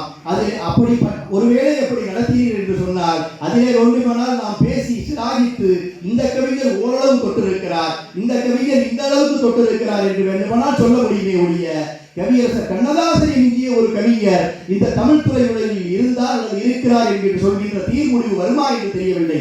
அந்த அளவுக்கு நம்முடைய தமிழை சென்ற நூற்றாண்டிலே கடைசியாக அவர் படைத்த இயேசு காவியம் வரை தமிழை ஒரு உச்சத்திற்கு அவர் வாழ்ந்த காலத்திலே எடுத்துச் சென்றவர் கவியரசர் கண்ணதாசன். எனவே அவரை பற்றியும் நன்றியோடு திரைத்துறையில் இருந்து வந்தவர் கவிஞர். அவரை பற்றியும் ஒரு கவிதை எழுதியிருக்கிறார். சிறு வயதிலிருந்தே இவருக்கு இந்த சமூக அக்கறை, கவிஞர் என்றாலே சமூக அக்கறை உள்ளவராக இருப்பார். சுயநலவாதி எப்பொழுதுமே கவிஞராக இருக்க மாட்டார். ஒரு பரந்து விரிந்த மனப்பான்மை, ஒரு பரந்து விரிந்த உலகளாவிய பார்வை எவனுக்கு இருக்கிறதோ அவன்தான் உண்மையான கவிஞர். அப்படி ஒரு பார்வை இல்லாதவன் கவிஞனாக இருப்பதற்கு லாயக்கற்றவன் என்று கூட நாம் சொல்லலாம். அந்த வகையிலே சிறு வயதிலே அவருக்கு பாருங்கள் எப்படிப்பட்ட துறையை அவர் தேர்ந்தெடுத்திருக்கிறார். வரதட்சணையை பற்றி பாடியிருக்கிறார், பேசியிருக்கிறார். அதே போல் தீண்டாமை பற்றி பாடியிருக்கிறார், பேசியிருக்கிறார். காடு வளர்ப்பு, அது ஏன் காடு வளர்ப்பை பற்றியே அவர் பேச வேண்டும், பாட வேண்டும் என்று சொன்னார். இன்றைக்கு நாம் உலகம் முழுமையும் இன்றைக்கு குளோபல் வார்மிங் என்று ஆங்கிலத்திலே சொல்கிறார்கள். பூமி வெப்பமயமாகிவிட்டது, காடுகளை வளருங்கள், மரங்களை வளருங்கள் என்றெல்லாம் இன்றைக்கு கூக்குரல் போடுகிறோம். இன்றைக்கு மரங்களை போய் நடுகிறோம். அரசாங்கமும் அதை செய்கிறது, தனியார் தொண்டு நிறுவனங்களும் அதை செய்கிறார்கள். ஆனால் அந்த சுற்றுச்சூழல் என்கின்றதே, அந்த சுற்றுச்சூழல் சூழலியல் பாதுகாப்பு என்று சொல்வார்கள். அந்த சூழலியல் பாதுகாப்பு மனித குலத்திற்கு எவ்வளவு இன்றியமையாதது என்பதை எடுத்துக்காட்டும் முகத்தான் காடு வளர்ப்பை பற்றி பேசுகிறார், அதை பற்றி கவிதை பாடுகிறார். இன்னொன்றையும் தாண்டி நான் சொன்னேன் அல்லவா, சக மனிதனுக்கு ஒரு தீங்கு வந்து விட்டது என்றால் ஓடோடி சென்று சொல்லி செய்வதுதான் அன்பு, அது நட்பு, அது அன்பு, அதுதான் காதல் என்று சொன்னோனே.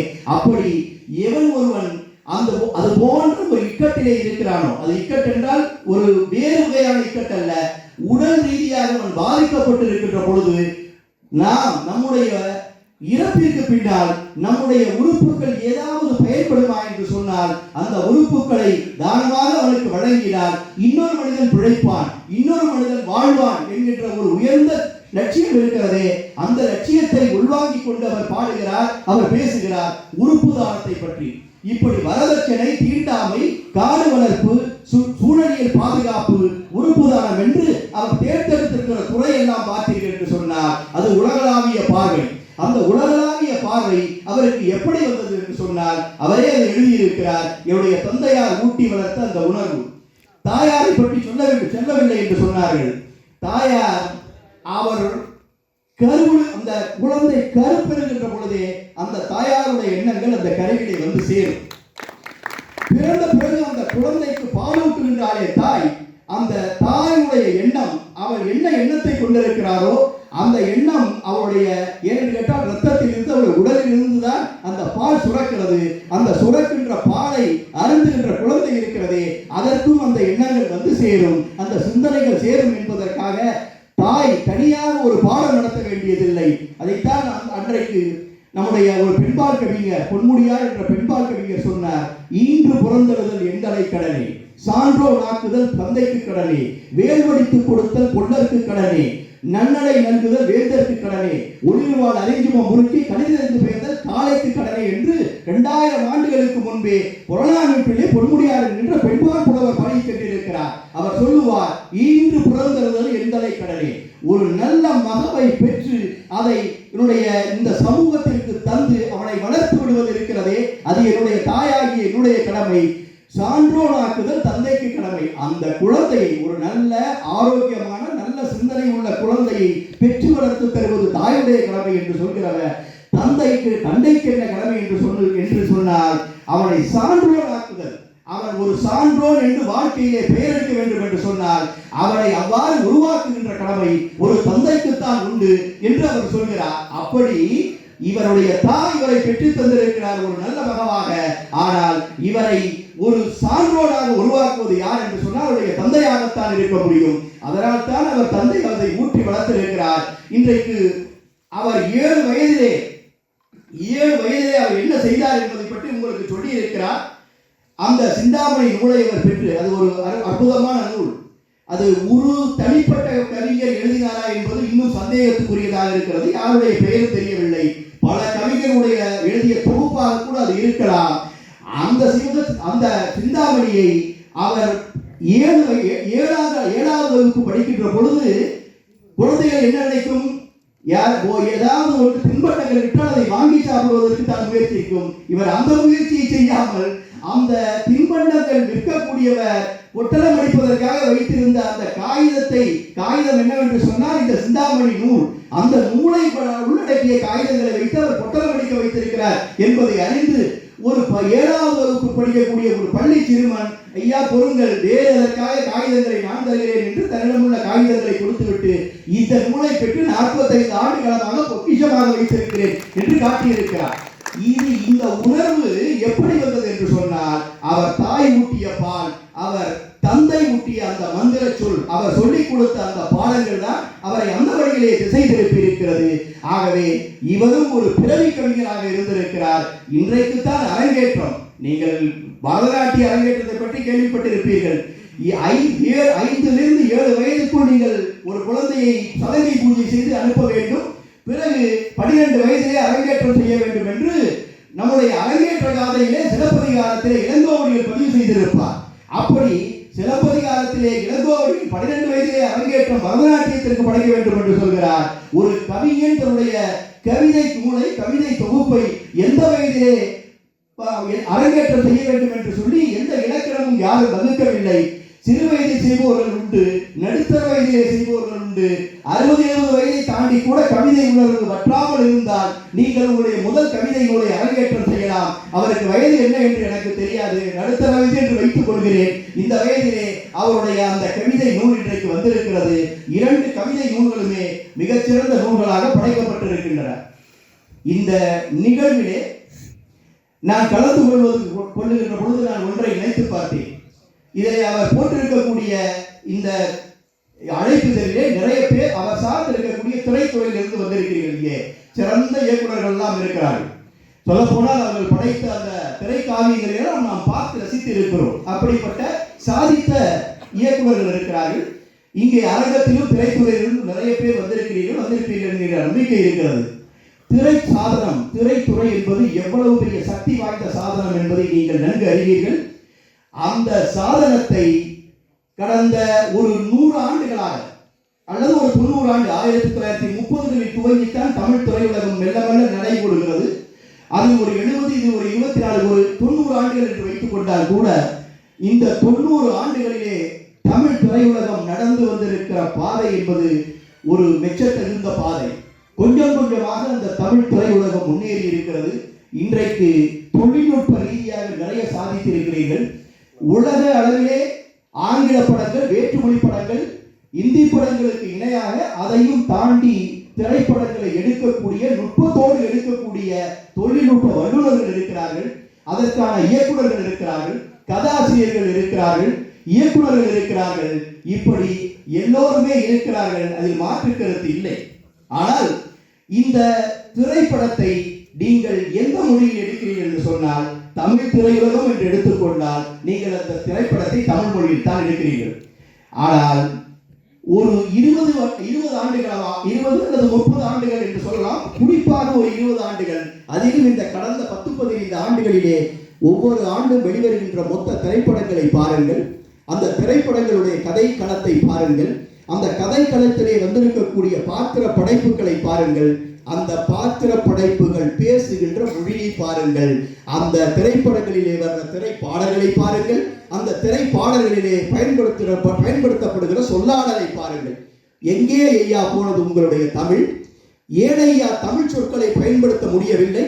அதற்காக ஒரு 100, 50, 60, 70, 80 ஆண்டுகளுக்கு முன்பு பயன்படுத்திய அந்த முழு தமிழ் சொல் அல்லது சமஸ்கிருதமோ வடமொழியோ கலந்த தமிழ் சொல்லை நீங்கள் பயன்படுத்துங்கள் என்று நான் சொல்லவில்லை. ஏனென்று கேட்டால் அதிபதி வினோதம் என்று ஒரு பாடல் வரும். அது யாருக்குமே புரியாது அந்த பாடல். அது என்ன அதிபதி வினோதம் என்று சொல்வார்கள். அப்படி நீங்கள் வடமொழியை கலந்து நீங்கள் தமிழ் பேசுங்கள் என்றோ, தமிழ் எழுதுங்கள் என்றோ, பாடல் புனையுங்கள் என்றோ சொல்லவில்லை. ஆனால் ஓரளவு சராசரி தமிழிலே அதை சொல்லலாம் அல்லவா? கவியரசு கண்ணதாசன் அதைத்தானே செய்தார். சாமானியமான தமிழிலே, சாமானியனுக்கு புரியக்கூடிய தமிழிலே கவிதைகளை படைத்தார் அல்லவா? அவருடைய கவிதைகள் எல்லாம், திரைக்கவிதைகள் எல்லாம் சாகா வரம் பெற்ற சத்திய கவிதைகளாக இன்றைக்கும் பல்லாயிரக்கணக்கானவருடைய இல்லங்களிலே இன்றைக்கும் அவருடைய பாடல், திரைப்பாடல் என்று வருகிறது என்று சொன்னால், வானொலியிலே வந்தாலும் தொலைக்காட்சியிலே வந்தாலும் நாம் விரும்பி கேட்கிறோம் அல்லவா? இன்றைக்கு இருக்கிற தலைமுறைகளும் அதை கேட்கிறார்கள் தானே. ஆனால் இன்றைக்கு இருக்கக்கூடிய இளைஞர்களும் யுவதிகளும் அவற்றை கேட்க மாட்டேன் என்கிறார்கள். அப்படிப்பட்ட திரைப்படங்களையோ, பாடல்களையோ, உரையாடல்களையோ எழுதினால் அவர்கள் ஏற்றுக்கொள்ள மாட்டார்கள் என்று நாங்கள் வெற்றி பெறுவதற்காகத்தான் வந்திருக்கிறோம். திரைத்துறை என்பது கமர்ஷியல் என்று சொல்லக்கூடிய ஒரு பணம் சார்ந்த விஷயம். எனவே எங்களை நம்பி பணம் போடுகிற தயாரிப்பாளர்கள் எதை விரும்புகிறார்களோ, எதை கேட்கிறார்களோ அதைத்தான் நாம் கொடுக்க வேண்டும் என்று சொல்லி சமூகத்தின் மேலும் தயாரிப்பாளர்கள் மேலும் நீங்கள் உங்களுடைய அந்த பழியை போட்டுவிட்டு கொஞ்சம் கொஞ்சமாக தமிழை மறக்கக்கூடிய திரைப்பட பின்னணியிலே நீங்கள் அந்த திரைப்படங்களை எடுக்கின்ற காரணத்தினாலே அதிலே வரக்கூடிய பாடல்கள், ஒவ்வொரு பாடல்களையும் நீங்கள் பாருங்கள். இப்பொழுது பார்த்தால் தெரியும், அங்கொன்றும் இங்கொன்றுமாக தமிழ் சொற்களை சுருகி இருப்பார்களே ஒழிய முழு பாடலும் தமிழ் பாடல் அல்ல. ஆங்கில சொல், யாருமே பேசாத கொச்சு மொழியிலே சில சொற்கள், என்ன பொருள் என்றே புரியாத சொற்களிலே சில சொற்கள், இவற்றை எல்லாம் ஒன்றாக இணைக்கிறீர்கள். காரணம் என்னவென்று கேட்டால், நடனம் வேண்டும். இளைஞர்கள் நடனத்தை விரும்புகிறார்கள். நடனத்திற்கு தகுந்தார் போல் இசை வேண்டும். எனவே இசையமைப்பாளர் நடனத்திற்கு தகுந்தார் போல் இசையை உருவாக்குகிறார். அவர் உருவாக்கிய இசைக்கு தகுந்தார் போல் பாடல் வேண்டும். அப்படிப்பட்ட பாடல்களை புனைவது தமிழ் மொழியிலே சாத்தியமில்லை. தமிழ் சொற்களை போட்டு அப்படிப்பட்ட இசைக்கருவிகளால் பாடல் எழுத முடியாது. எனவே ஆங்கில சொல்லை கலக்கிறோம், வேற்றுமொழி சொல்லை கலக்கிறோம், எந்த மொழி என்றே தெரியாத சொல்லை கூட கலக்கிறோம். கலந்துதான் நாங்கள் பாடல் தர வேண்டி இருக்கிறது என்று இன்றைக்கு இருக்கக்கூடிய பாடலாசிரியர்கள் நீங்கள் சொல்வீர்கள் என்று சொன்னால், தமிழ் அன்னை உங்களை பார்த்து கொண்டிருக்கிறார். தமிழ் மொழிக்கு நம்முடைய பங்களிப்பை தர வேண்டும் என்கின்ற எண்ணம் உங்களுக்கு வேண்டும். நீங்கள் இப்படி கூட சொல்லிக் கொள்ளலாம், நான் என்னுடைய பிழைப்பிற்காக, என்னுடைய வருமானத்திற்காக எந்த பாடலை திரையுலகம் கேட்கிறதோ அந்த பாடலை அந்த மொழியிலே எழுதி கொண்டிருக்கிறேன். ஆனால் என்னுடைய தமிழ் தாகம் அதோடு தீர்ந்து விடவில்லை. என்னுடைய தமிழ் மொழி புலமையை காட்டுவதற்கும் நான் விரும்புகின்ற பாடலை எழுதுவதற்கும் தனி கவிதையாக தனிப்பாடலாக கவிதை நூல்களை நான் படைக்கிறேன் என்று நீங்கள் சொல்லலாம். நீங்கள் படைக்கின்ற தனி தமிழ் கவிதை நூல்களை படிப்பவர்கள் இருக்கலாம், ஆனால் எத்தனை பேர் அந்த கவிதை நூல்களை படிக்கிறார்கள்? நீங்கள் கையாளுகின்ற திரைத்துறையிலே லட்சக்கணக்கான பேர் அந்த திரைப்படத்தை பார்க்கின்ற பொழுது அவர்கள் மூலமாகத்தான் நீங்கள் தமிழுக்கு தொண்டு செய்ய முடியும். எனவே திரைத்துறைக்கு ஒரு வேண்டுகோள் என்னவென்று சொன்னால், இன்றைக்கு நீங்கள் தவிர்க்க முடியாமல் இன்றைக்கு இருக்கக்கூடிய சூழ்நிலையிலே திரைப்படங்களை எடுக்கிறீர்கள் என்றாலும் கூட ஒன்றை செய்ய மறவாதீர்கள். ஒரு திரைப்படத்திலே 3 to 5 பாடல்கள் வருகிறது என்று சொன்னால், நீங்கள் நிச்சயமாக ஒரு பாடலை, அந்த இசை அது எந்த சூழலில் வேண்டுமானால் நீங்கள் கொண்டு வரலாம். ஒரு பாடல்களை வேற்று மொழி சொல் கலக்காத தமிழ் கவிதையிலே நீங்கள் படைத்து திரைப்படத்திலே தர வேண்டும், ஒரு பாடலையாகும். அதே போல் நீங்கள் திரைத்துறையிலே எப்படிப்பட்ட கதைக்களமாக வேண்டுமானாலும் இருக்கலாம். அது துப்பறியும் கதையாக இருக்கலாம், டான் என்று சொல்கிறார்கள் அது போன்ற கதையாக இருக்கலாம், காதல் கதையாக இருக்கலாம், ஜாதி மறுப்பு கதையாக இருக்கலாம், வரதட்சணை கொடுமையை பற்றிய கதையாக இருக்கலாம், ஏழை குடும்பத்திலே நடக்கக்கூடிய அன்றாட குடும்ப பிரச்சனைகளாக பற்றிய கதையாக இருக்கலாம். எப்படிப்பட்ட கதைக்களமாக இருந்தாலும் அந்த கதைக்களத்திலே நீங்கள் எல்லா பாத்திரங்களையும் முழு தமிழ் பேச வைக்க முடியாது. அது கதையுடைய ஓட்டத்திலே சரியாக வராது, திரைத்துறைக்கு ஒத்து வராது என்று நீங்கள் கருதி என்று சொன்னால், ஒரே ஒரு பாத்திரத்தை, ஒரு துணை பாத்திரத்தை தமிழ் முழுமையாக பேசுகின்ற பாத்திரமாக படையுங்கள். ஒரு திரைப்படத்தில் கூட ஒரு துணை நடிகர் நடித்திருந்தார். அவர் இது போன்ற ஒரு தமிழாசிரியர், அவர் ஒரு காவல் நிலையத்திற்கு சென்று அவரை காவல் நிலையத்திற்கு அழைத்து வந்திருப்பார்கள், நீ தவறு செய்து விட்டாய் என்று சொல்லி. அவர் முழுக்க முழு தமிழிலே, தனி தமிழிலே, செந்தமிழிலே அந்த காவல் அதிகாரிகளிடம் பேசுவார். நிறைய நேரம் அந்த காட்சி போகும், கிட்டத்தட்ட ஒரு 5-10 நிமிடங்கள். அந்த தனித்தமிழை பொறுக்க முடியாமல், ஏற்றுக்கொள்ள முடியாமல், ஐயா சாமி நீ போ, நீ ஒன்று தப்பு செய்யவில்லை என்று அவரை அனுப்பிவிடுவதாக ஒரு காட்சி அமைக்கப்பட்டிருக்கும். அப்படி கூட நீங்கள் ஒரு காட்சியை ஓரங்கமாக அமைத்துக் கொள்ளுங்கள். ஆனால் ஒரு பாத்திரமாவது முழு தமிழை உங்கள் திரைப்படத்திலே பேச வேண்டும். ஒரு பாடலும் ஒரு பாத்திரமும் முழு தமிழை பேசுகின்ற திரைப்படங்களை நீங்கள் எடுத்தால்தான் தமிழுக்கு நீங்கள் தொண்டு செய்கிறீர்கள், உங்களோட பங்களிப்பையும் தமிழுக்கு தருகிறீர்கள் என்று தமிழ் உலகம் உங்களை ஏற்றுக்கொள்ளும், ஏற்றிக்கொள்ளும். அந்த வகையிலே நீங்கள் உங்களுடைய பயணத்தை தொடர்ந்து நடத்த வேண்டும் என்று உங்களை கேட்டு, இந்த அருமையான 2 கவிதை நூல்களை தந்து மிக அற்புதமாக அவர் எல்லா திறமைகளையும் கொண்டிருக்கக்கூடிய ராசநாயகம், அவர் கவிதை படைக்கிறார், இயக்குநராக இருக்கிறார், அவர் பொது பிரச்சனைகளை பற்றி பேசுகிறார், எழுதுகிறார், இசை தெரிந்திருக்கிறது, இசை இயல் இசை நாடகம் என்ற முத்தமிழையும் அவர் கற்றுத் தேர்ந்திருக்கிறார். அவருடைய வாழ்வினுடைய மீதி நாட்களில், மீதி வருடங்களில் அவர் நிறைய சாதிக்க வேண்டும், புதிய உச்சங்களை அவர் தொட வேண்டும், வாழ்வில் எல்லா வளங்களையும் அவர் பெற வேண்டும் என்று அவரையும் நான் நெஞ்சார வாழ்த்தி இந்த நல்ல வாய்ப்புக்கு நன்றி பாராட்டி விடைபெற்றுக் கொள்கிறேன். நன்றி, வணக்கம்.